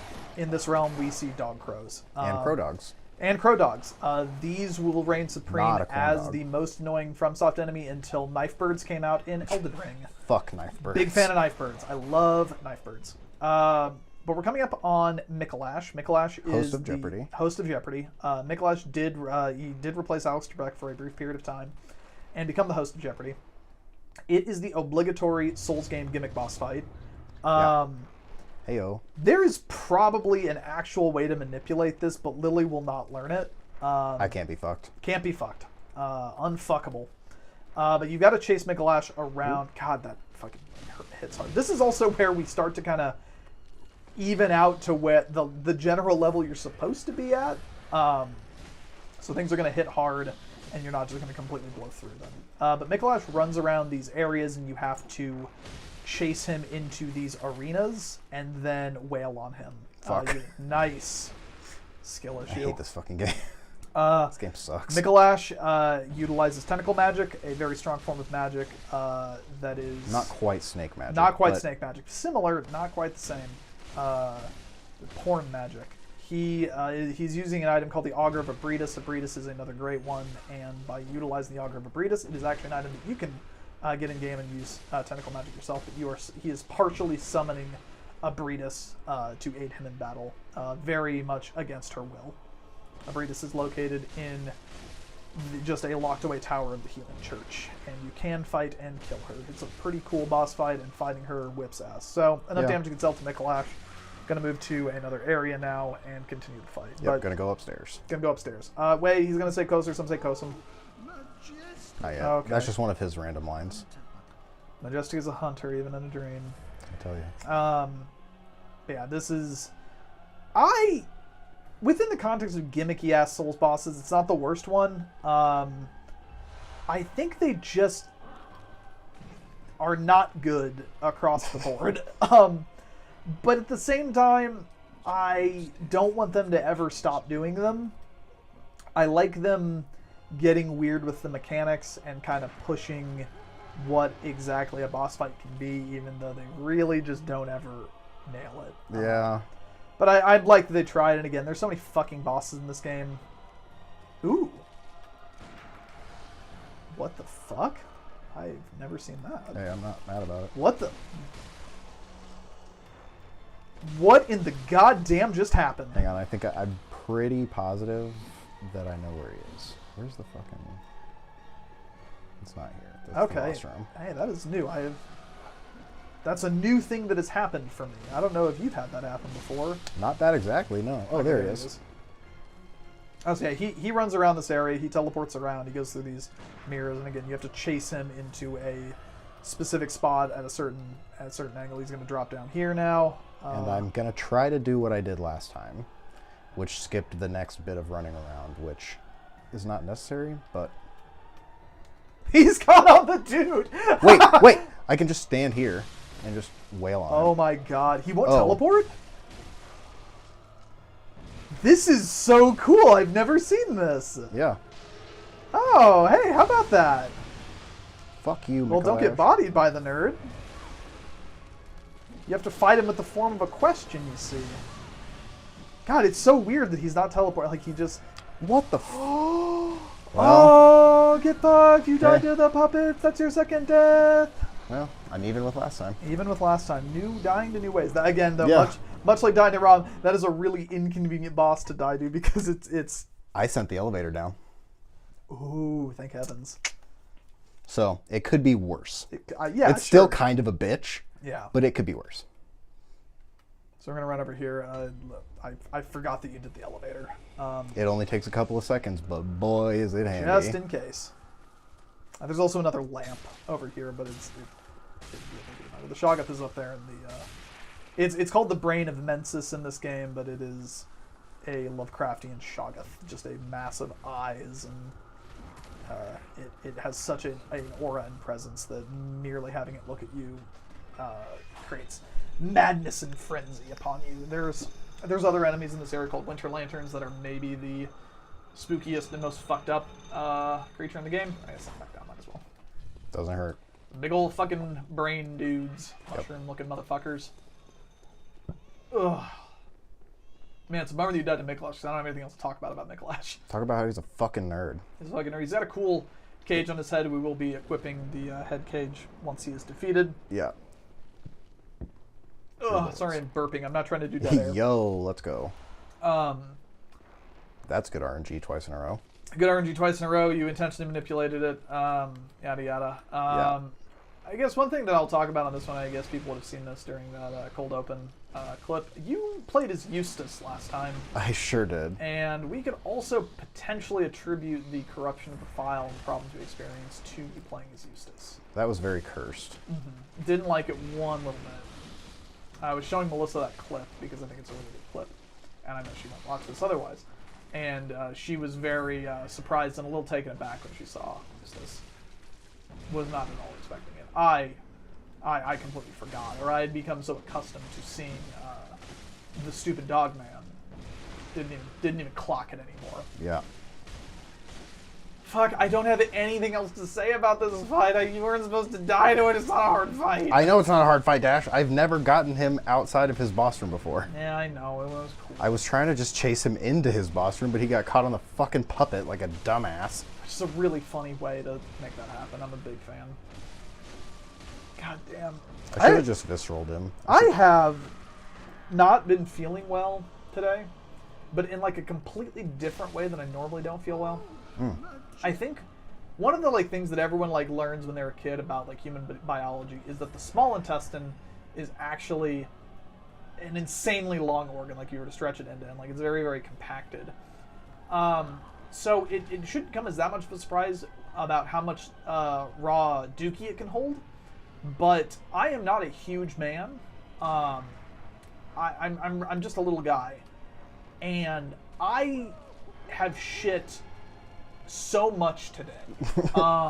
I've shit 5 dashes worth of shit. Each one hey, look, that's having right a greater volume than the last. And I wasn't working today, fortunately. Not because of the shit. I was off today no matter what because I want to play video games. I'll swap tomorrow because I'm going to play fucking Like a Dragon, Ishin, and Destiny all day tomorrow. Hey, but I have just been a fucking chocolate factory. Fucking call Mr. William Wonka. Call Charlie Bucket, because he is going to inherit this ass. Call Charlie Puth. Call what? What the fuck did you say to me? I said call Charlie Puth. Call Charlie Bluth. That's, yep. Call Charlie Bluth. All right. He's gonna get hung up again. So if you run in here, he's gonna drop a gate. Get fucked. Yeah, it's fine. Now you just have got to. You Lily did get that on the last run, but Now I just gotta go upstairs and fucking drop in saves on a him. little bit of time. I'm gonna do some sick skateboard tricks and drop in on him. You got the weirder strat this time of trapping him in the exterior area. That's true. Is this the right room? No. No, God that's damn not it. this one. Well, Kos, or some say Kosum. Kos is a gigantic dead squid with a human face. There we go. That lives in the sky. Shut the fuck up. Oh, this is funny. Son of a bitch. I could have just waited, but I don't wanna. So you're gonna get a drop attack. Does some nice bonus damage. He does get another attack in this phase, which is another arcane skill that you can get, but it's... I know you saw him doing a little bit in the previous fight, or before you died, but he shoots a bunch of lasers out. It's really fucking annoying, actually. It's hard to dodge. It's a skill that you can gain. It is. It's fucking... Oh my god, no. are you gonna die twice? I'm going to kill myself in You real are. life. This is Sekiro Shadows Die Twice, it seems. Ugh. You know how I going to didn't have cry. anything to say during the Yeah, I bulk know. of that last Just one? fast forward through this. No. But I'm ashamed. It's a lot of work to do that fast forwarding trick. What? Oh, I kicked that. gotta kick that. It's a lot of work to do the fast forwarding trick, and I've only utilized it one or two times ever in the history of doing videos, and I do not have it memorized how to do it. And I hate editing.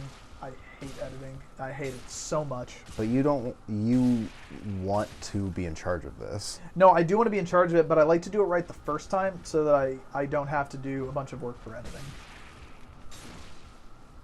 Everything I do is to make it easier in the editing phase so that all I need to do is drag What the fuck? I got frenzied. in the that has literally never happened to me. You lost your blood echoes. I don't care. You lost your blood echoes, Lily. I lost like 90,000. You lost time. That's true. I mean, I don't need the echoes for anything. They say that time is money, Lily. And if you're wasting time, you're wasting money.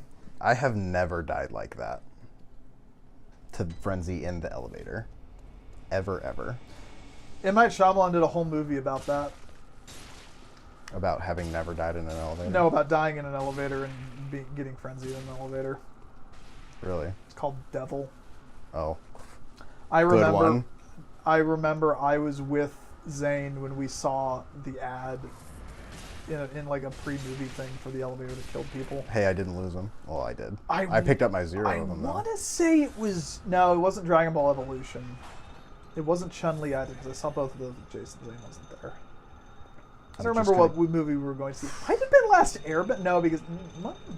That timing lineup, I don't remember. But yeah, M. Night Shyamalan... did a movie about an elevator that kills people. You an M. Night Shyamalan fan? I like The Sixth Sense. Okay.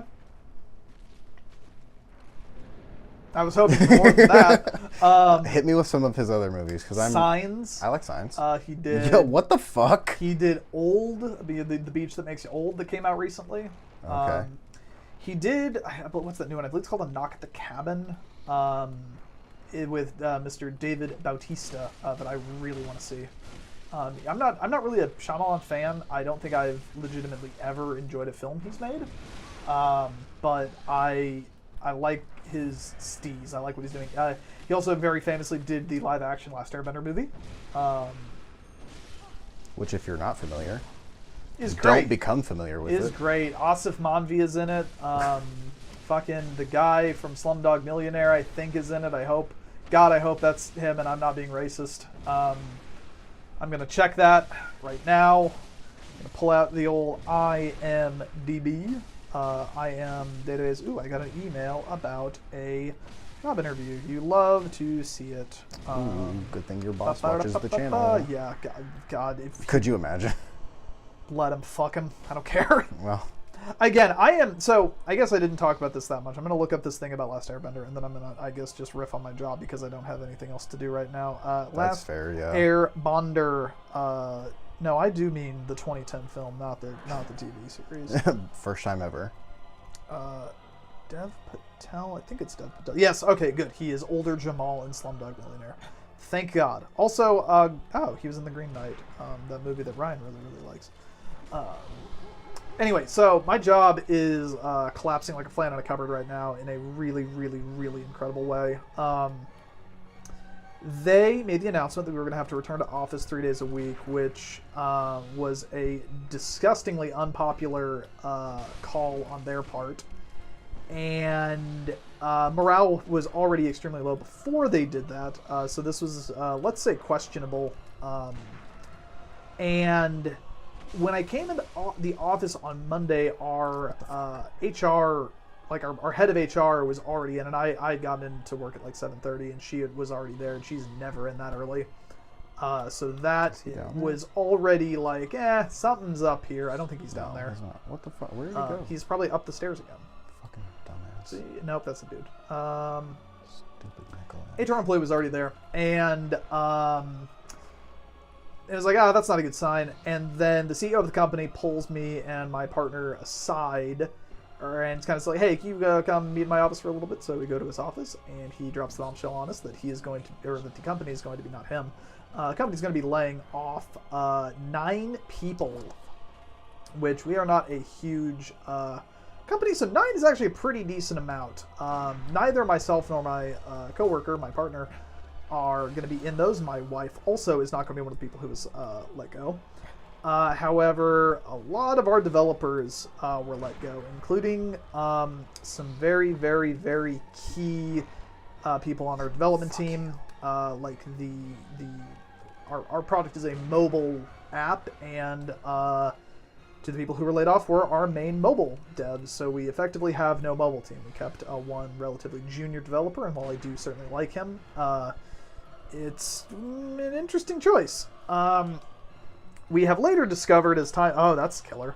We've later discovered as time has gone on that this layoff was basically a poorly planned hit job to remove a bunch of people in the company who are loyal to a different manager, so that my current boss, who is down as a sack of fucking hammers, can attempt to take over and get people to like him. I can also say these things about my boss because my boss would absolutely never watch this, but also he fucking hates me already, and I can do nothing at all to lower his opinion of me. So it's all fine. He hates that I'm not only extremely good at the job he used to do, but that people really like me, and his ego is just unimaginably tiny. So there you go. You're going to get Micklash this time. Or maybe not. There's still room to fuck it up. There you go. So anyway, yeah, we had a bunch of people get laid off 1 week ago, and let's say the resulting vibe of the office is extremely fucking bad. The very next day, one of the most senior developers, one of our like full stack developers who can do everything, put in his 2 weeks as a sign of solidarity with the people who were let go, basically just because like, hey, fuck this. And I'm now at the phase of a job, and I've had this phase at different jobs. I never actually got it at GameStop because I left beforehand, but I got it at Pizza Hut, and I had it at what else did I do other than Pizza Hut? Subway? No, I never got it at Subway. I was like, I left Subway on great terms. Sonic, but it's a feeling I know all too well, where I am walking in every day, daring them to fire me. Of just like, this is so bad. Like, I'm already super actively looking for another job right now. I could just become a YouTuber full time. Yeah, that'd be fun. We've got the audience for it. Yeah, there we go. I'm looking for another job right now in the same general space, but it's also one of those things that I know he's going to be canning me as soon as this kind of like weird transitional period ends. He just doesn't want to have to do even more work, so he's making me do it, and then I'm going to get cut. So I am peak not giving a shit right now. Hell yeah. I have definitely spent a couple, like, I think it was like all day Friday last week. I just played Destiny all fucking day and did no actual work. There's also very little actual work for me to do. But on the clock, though, yeah? Well, I mean, I'm salary, so it doesn't matter. Oh, well, fair, yeah. But yes, the time I should have been working, and I was paying attention to Slack and shit. But yeah, it was. I can't do my job because we have no fucking developers anymore. There's Queen Yarnum again. There's Queen Yarnum again. Bye, Queen Yarnum. So anyway, that's that. There we go. That's what I talked about for the third Micklash round. Is work is being awkward right now, and I am going to hopefully have a new job soon. I'm in a fairly like late interview stage with a farming equipment. Oh wait, no, I've mentioned this to you already. But the farming equipment manufacturing place. It'd be really cool to work there. I think I'd really like to work with hardware. So anyway, this is Marigold's Wet Nurse. This is the, without doing anything extra, final boss of the game. It is a really lackluster, really mediocre final boss. It is piddlingly easy, I say, as you maybe almost get smoked right there. You can kind of just get behind it and wail on it. Its attacks are pretty easy to dodge. It does one thing that's a little annoying for speedrun that Lily's probably not going to be able to avoid, but she's certainly going to try. Where it's going to like do this big shadow kind of everywhere, and you can barely hit it while it's doing this. It's just a annoying time all around. But oh god, I've been talking for like an hour and 40 minutes nonstop. My mind is mush. After doing Marigold's Wet Nurse, Lily is going to go, and this is the shadow thing. Fuck. I don't even know how you skip this. You claim it's possible. I've done it. I did it on stream. I believe you. I probably watched it and forgot. Goldfish brain. No, I think Zane was there. The snack that smiles back. Hey, goldfish brain. Hey, the goldfish is the happiest animal. That's true. According to... That's bullshit. According to...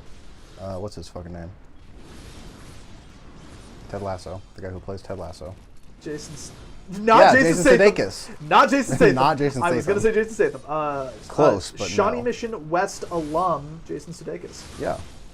He's from here, as is Paul Rudd, and who's the other guy, the funny guy? I can never remember his fucking name. The guy from Modern Family.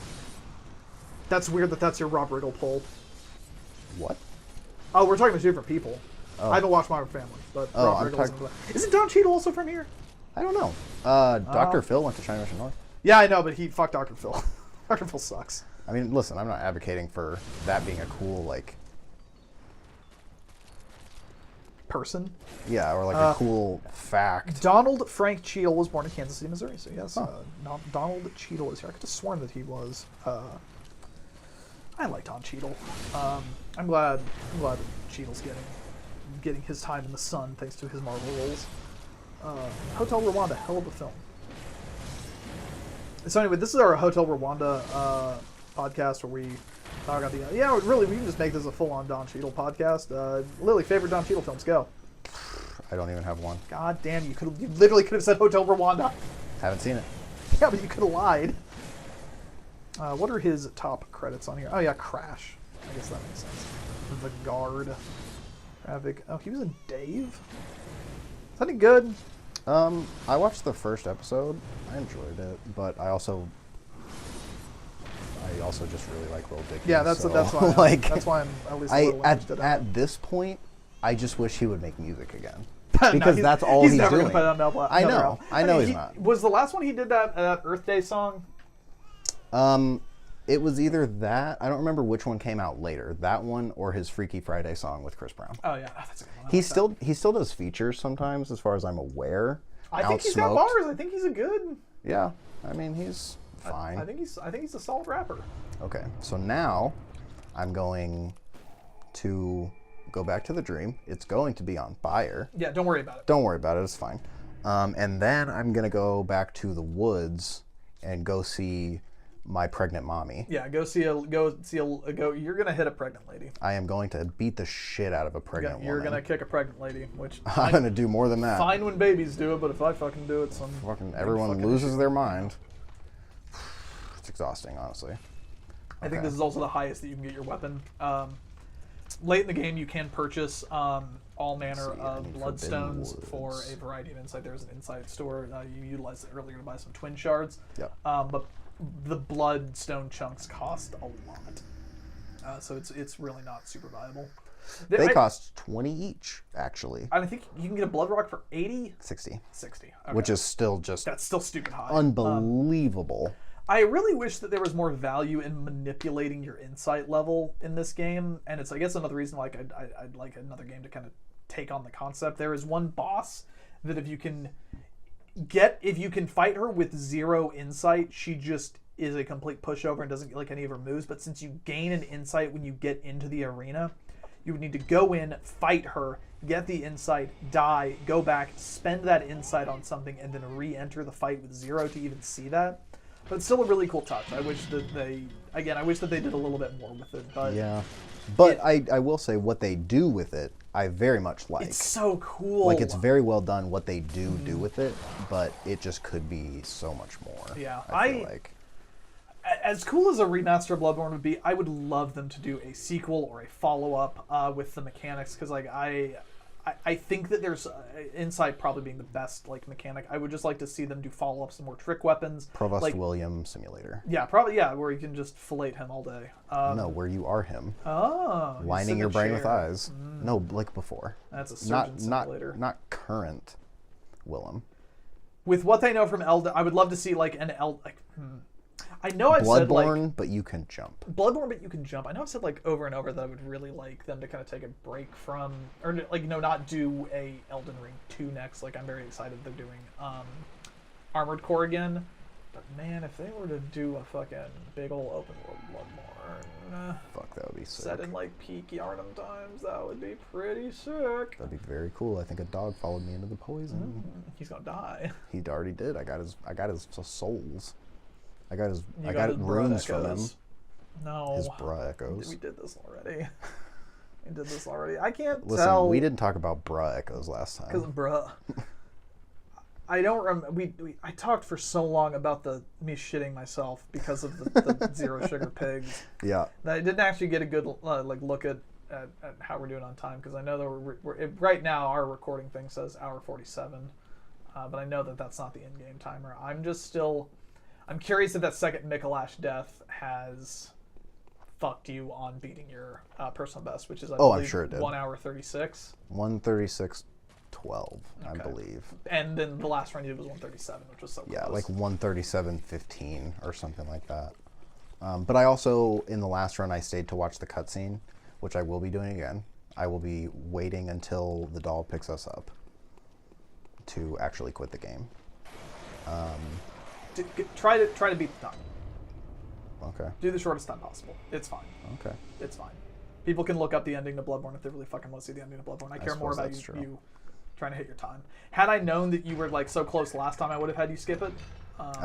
I mean, I didn't even know. I wasn't worrying about a PB. I just wanted to get it done. I know, but what if you get a PB? What's up, like, baby? That's what's cool. So yeah, she is currently having contractions, trying to birth a great one, and we're gonna kill her and take that umbilical cord. But also, I'm just gonna go ahead and use them. yeah, we're just gonna eat these really quick. You do need to eat these. You can't just get them. They also provide 3 insight with each one. I believe it's 3. So you are now going to move into the final bosses of the game. You are going to fight. Oh yeah, you can't just warp to the Hunter's Dream from anywhere. It's so fucking stupid. Yeah, I would have to go back to the lamp in the woods and then go back to the dream. I mean, you could have just popped a. Oh, you don't have any bolt 100 marks, do you? I have 5, but it would take me to the lamp in the woods. Yeah. Yeah. And, that's And then I would, this is yeah, probably faster, I but would if get not, a it's loading just- it's screen more and interesting. then a loading screen. And also we get to see one of those weird little guys I was talking Oh yeah, about. the This funky little these homie. are not living failures. Living failures are specifically the ones you see in the DLC. Those are celestial emissaries. Yes, those. Yeah, I can never remember what they're called. What if I knew something useful about anything? What if I learned how to program? What if I knew my wife's birthday for certain? Just become a programmer, have ChatGPT do it for you. You joke about that. But It's not a joke. No, I love ChatGPT. No, I'm not saying. My dumbass boss unironically wanted to say to the developers to use ChatGPT to get features turned out faster. Not like, again, unironically not understanding how bad of an idea that is, because I cannot stress enough, he is a dipshit, fucking moron. Oh wait, can I buy these blood pellets from them? I don't remember if I unlocked it. I don't even know what the Beast Blood pellets do. So they give you that meter that shows up. Got that dog in you. Got that dog in you, exactly. As you fill that up, you do more damage. Oh, okay. Peaking at like 60 or 70% extra damage, I'm pretty sure. I don't have any of them, so it won't come in handy. But you also take extra damage. Oh. So it is not just a positive. Okay. There are potential negatives. Also, make sure you do not accidentally Yes. skip Gehrman. I'd get a PB though. Fuck it. Doesn't count. So yeah, we are going to... I almost did too. Would have been a little upset. So yeah, now you're gonna fight Gehrman. He is probably my favorite boss in the game from like a gameplay perspective, but also I am a huge fan of the like kind of dance fights in Souls games. If it's not Gehrman, then it's Lady Maria in the DLC probably. It's just sublime to fight another humanoid with a similar set of mechanics to you. It's a tried and true method for Souls games, and I just fucking love it every time. But what is going to happen is immediately after beating Gehrman, the Moon Presence comes in to fight. Now, if Lily loses to Moon Presence, she does not need to refight Gehrman, thank heavens. However, if she can beat them both back to back without dying, with the same set of like blood vials and everything, that will be a very swag strat that she did successfully do on the original one. So it's certainly not impossible. It's also something I've managed to do before, but it's using 20 blood vials for both fights is a little it's a bit of a high ask. Honestly, it's probably not even the blood vials as much as it's the bullets, but you can't really parry the Moon Presence, so Not really, but also you can just make bullets. yeah, I guess you're right. Oh yeah, that's another. I guess that's an interesting thing that I didn't really talk about because you don't have to do it that much. You have the ability to sacrifice health to replenish yourself with 5 Quicksilver bullets, which, because of the way the rally mechanic works, you can pop to get bullets and then wail on enemies and essentially recover almost all of the health that you used. I think that gameplay loop is really fucking cool. But it's a very kind of specific thing to do. I think you can right there. You just pop it and then pop the blood vial. It also then lets you convert blood vials into ammo in a pinch. There's not a way to do it the other direction of turning Quicksilver bullets into blood vials or health in any capacity, however. This gives you an opportunity to wail on him a little bit before he goes Super Sicko mode.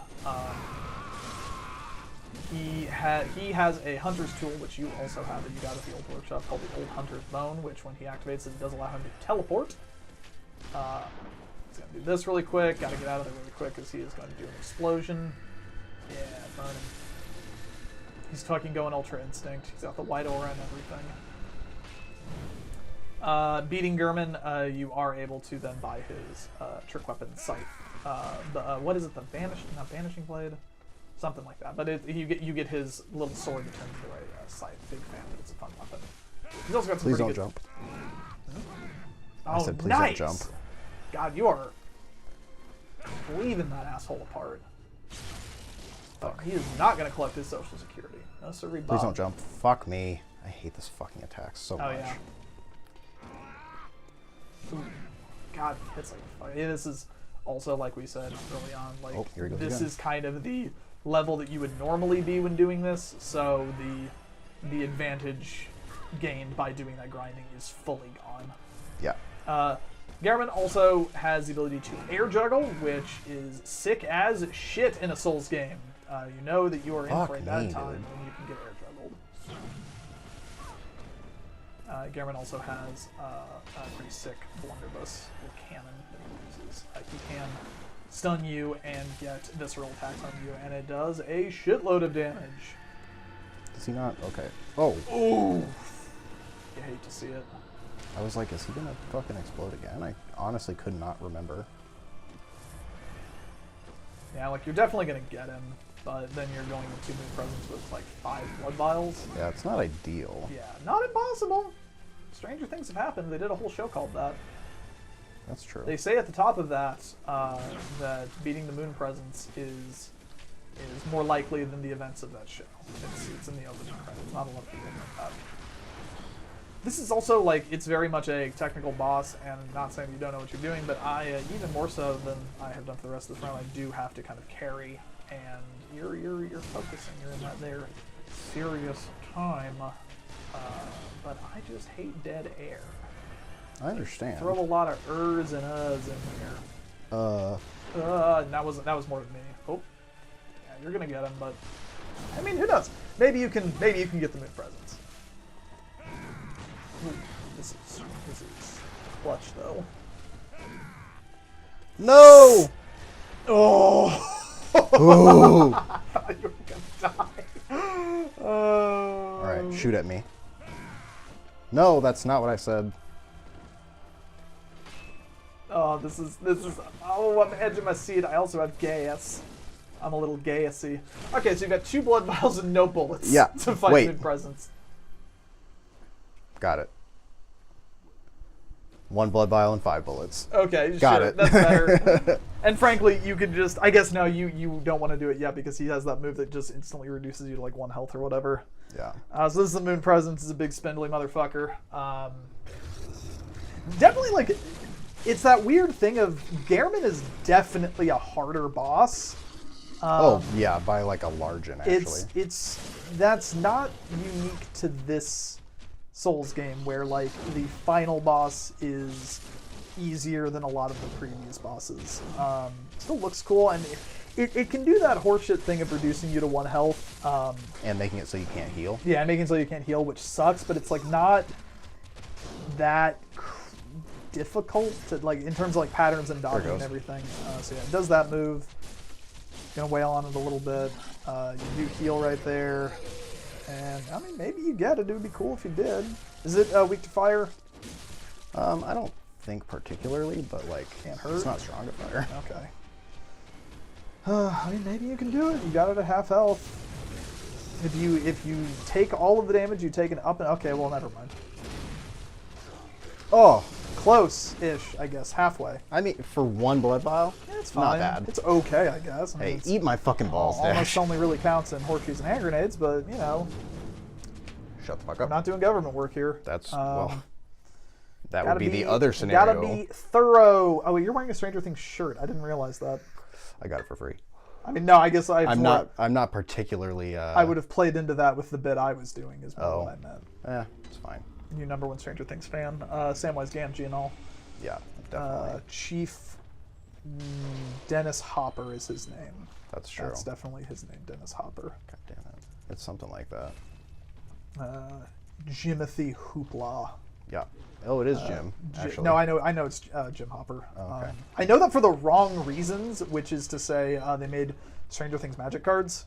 Well, and that's, Chief Jim Hopper is a magic card that you can get. that's so good. Is he a planeswalker? No. Is he a commander? Yes. Sick. So actually, they did. Jason owns these cards and has 2 of them as a deck. But they all have a mechanic that lets them partner with the other Stranger Things cards. So you can use like 2 of the kids. I know that 11's one of them. There is also Jason has 2 of them. I just remembered because he has. There's one of the some like fucking demon thing that's upside down or whatever. Not the Demogorgon, I don't think. No, this is something else. Kind of looks like Moon Presence actually.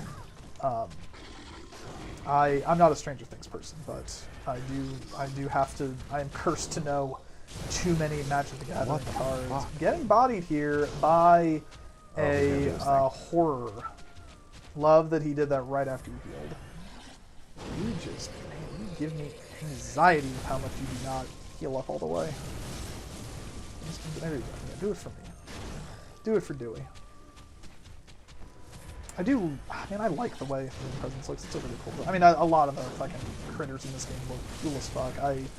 I have the design works for this game, and it's one of the cooler Souls like this, in my opinion. What's this magic? Kill me right now, magic? No, clearly not. I can't heal. So I will not kill you right now. I'll kill you in a moment. Oh man, you are gonna get in and fight. You're not even gonna like chicken shit around about this. Okay. I would have chicken shitted around about that personally. I wanted to do it. In and around the lake, mountains come out of the sky and they stand there. Right, you are, Dash. You move away from the mic so you can hit the vape. Yeah, I do. So I can blow Fat Cat. What's Orion? It's just a brand. Okay. Orion, please sponsor us. Sure. What's this odor? It smells fruity. It's blueberry raspberry, I think. Oh fuck that. Yeah. I had a blueberry raspberry smoothie today, believe it or not. Probably better for you than this. Probably. I mean, statistically speaking. I in an effort to cure my ridiculously bad poops today, I have been trying everything. I have tried some like healthier foods. I have tried very unhealthy foods. I have tried fucking everything. And part of that was I walked down to my local Smoothie King and purchased a smoothie. I also do eat 1 tube of Go-Gurt every day for gut health. Keep yourself regular? Yeah, to keep myself regular to promote gut health because Lord knows maybe 1 Go-Gurt a day can counteract like 1 energy drink a day. Maybe, just maybe. And like they can reach a nice middle. Oh man, that's really nice to be able to fucking rally back up on him. Yeah. I will not misgender the Lovecraftian horror.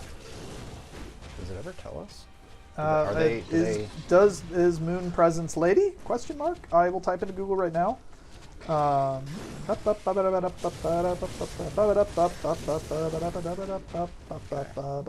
than doing this, Moon I just want to not get hit by this blood magic if I can help it. God damn it. lady? Question mark. Stupid ass blood. The doll has a dialogue saying, "Oh, Flora of the Moon of the Dream," and there is no character named Flora that the doll could know that's related to the moon and the dream. This may also imply that the Moon Presence is supposed to be female, as Flora is a girl's name. That's intolerant. So we don't know. Okay. So you're saying the doll is a bigot? Maybe, or at the very least, like, is assuming, making some assumptions. If I... do your fucking forehead shit. I'm going to look at the other... I'm just going to read the trivia for lore and trivia. The appearance of the Moon Presence resembles various depictions of Nyarlathotep from H.P. Lovecraft fiction. The Moon Presence, along with Marigo's Wetners, are the only 2 bosses that give the message Nightmare Slain instead of Prey Slaughtered, or in the Japanese message, You Hunted. In the DLC, however, this does include the Orphan. There's a glitch wherein a summoned cooperator will appear in the cutscene where the host should be seen rejecting the Moon Presence Embrace. That's not that interesting. Is it possible to defeat the Moon Presence but still remaining your current game difficulty by using a Hunter's Mark just after you defeat the boss? Entering the area again before the Great Tree will trigger the cutscene leading to New Game Plus. That's actually interesting. Sorry, I've stopped. I wasn't actually like looking at you playing. I probably should have done that. Offer some color commentary, but it looks like you're about to get it. So there you go. Prey slaughtered. Great one fucked. Nightmare Sign. The Moon Presence may clutch its face right before it begins to thrash. This could indicate a headache or that it is blinding itself. That's. Right. I want to get in and delete that piece of trivia from this fucking. So yeah, you're gonna cut it. Let's see what your time is. Yep. Oh yeah. So anyway, yeah, that's Bloodborne. That's Bloodborne. Thanks for coming in. That was. I so much worse than last time. I'm so sad. You are still sub 2-houring this game. I know, but like, fuck, man. I died like 6 times. Yeah? I died twice last time. And I solo right through Gehrman to the Moon Presence. I mean, I'm pretty sure I died fewer than 6 times on my run, but you shaved so much time off. 148 is I only still added really 10 good. minutes. I only added 10 minutes. There's the last one. No, not even 10 minutes, 9 minutes. Yeah. 9 minutes, 1 second. So yeah, that's my best run right there. Let it be known that we did name that other one Hoss the Cat. We did. I did it. I ran the whole way through. Still, sub 2 hours. That's incredible. Like, I cannot stress enough. This is like, really good. This is a 30-hour game. Like, yeah. I'm not diminishing that what I did is a feat of sorts. I love feet. For a nerd like me, keep those grippers away. For a nerd like me, it's pretty impressive. Yeah. I like it. I'm proud of myself for it. But I know I could do better. But are you going to? Or are you done? Not for the channel. Oh, no. I mean, I would like to try to get it under 90 minutes for the in-game time. I'm sure I really you can. would. And like, it would just take optimization, just being faster at ROM, probably. Yeah, I mean, if you do a deathless one, I'm sure you'd hit it. No deaths and just like not wasting a bunch of fucking time with ROM. I'm sure I could do it. Or Nikolash. Yeah, or Nikolash. Fuck that guy. But that's gonna bring us to the end here. That is the. My pact is fulfilled. You used a third of an umbilical cord to make contact with me and demand that we do a Bloodborne run, and now it is over. I did do that. We have no other videos on the docket, and I'm not going to commit to any other videos. So this may be the yearly Let's Play. Yeah, hell yeah. Unless Zane wants to do. I don't even think I want to do Metroid Prime, honestly. Well, but yeah, no, we're gonna call it. Yeah. That's Bloodborne. That's Bloodborne. Subscribe to the Patreon. Smash that fucking like button. Ring that motherfucking bell. Please ring the bell, or you'll never know. Please ring the bell, or I mean, we upload once a year. You gotta have notifications Twice on. a year because we do Game of the Year. Well, that's yeah, that's true. Okay.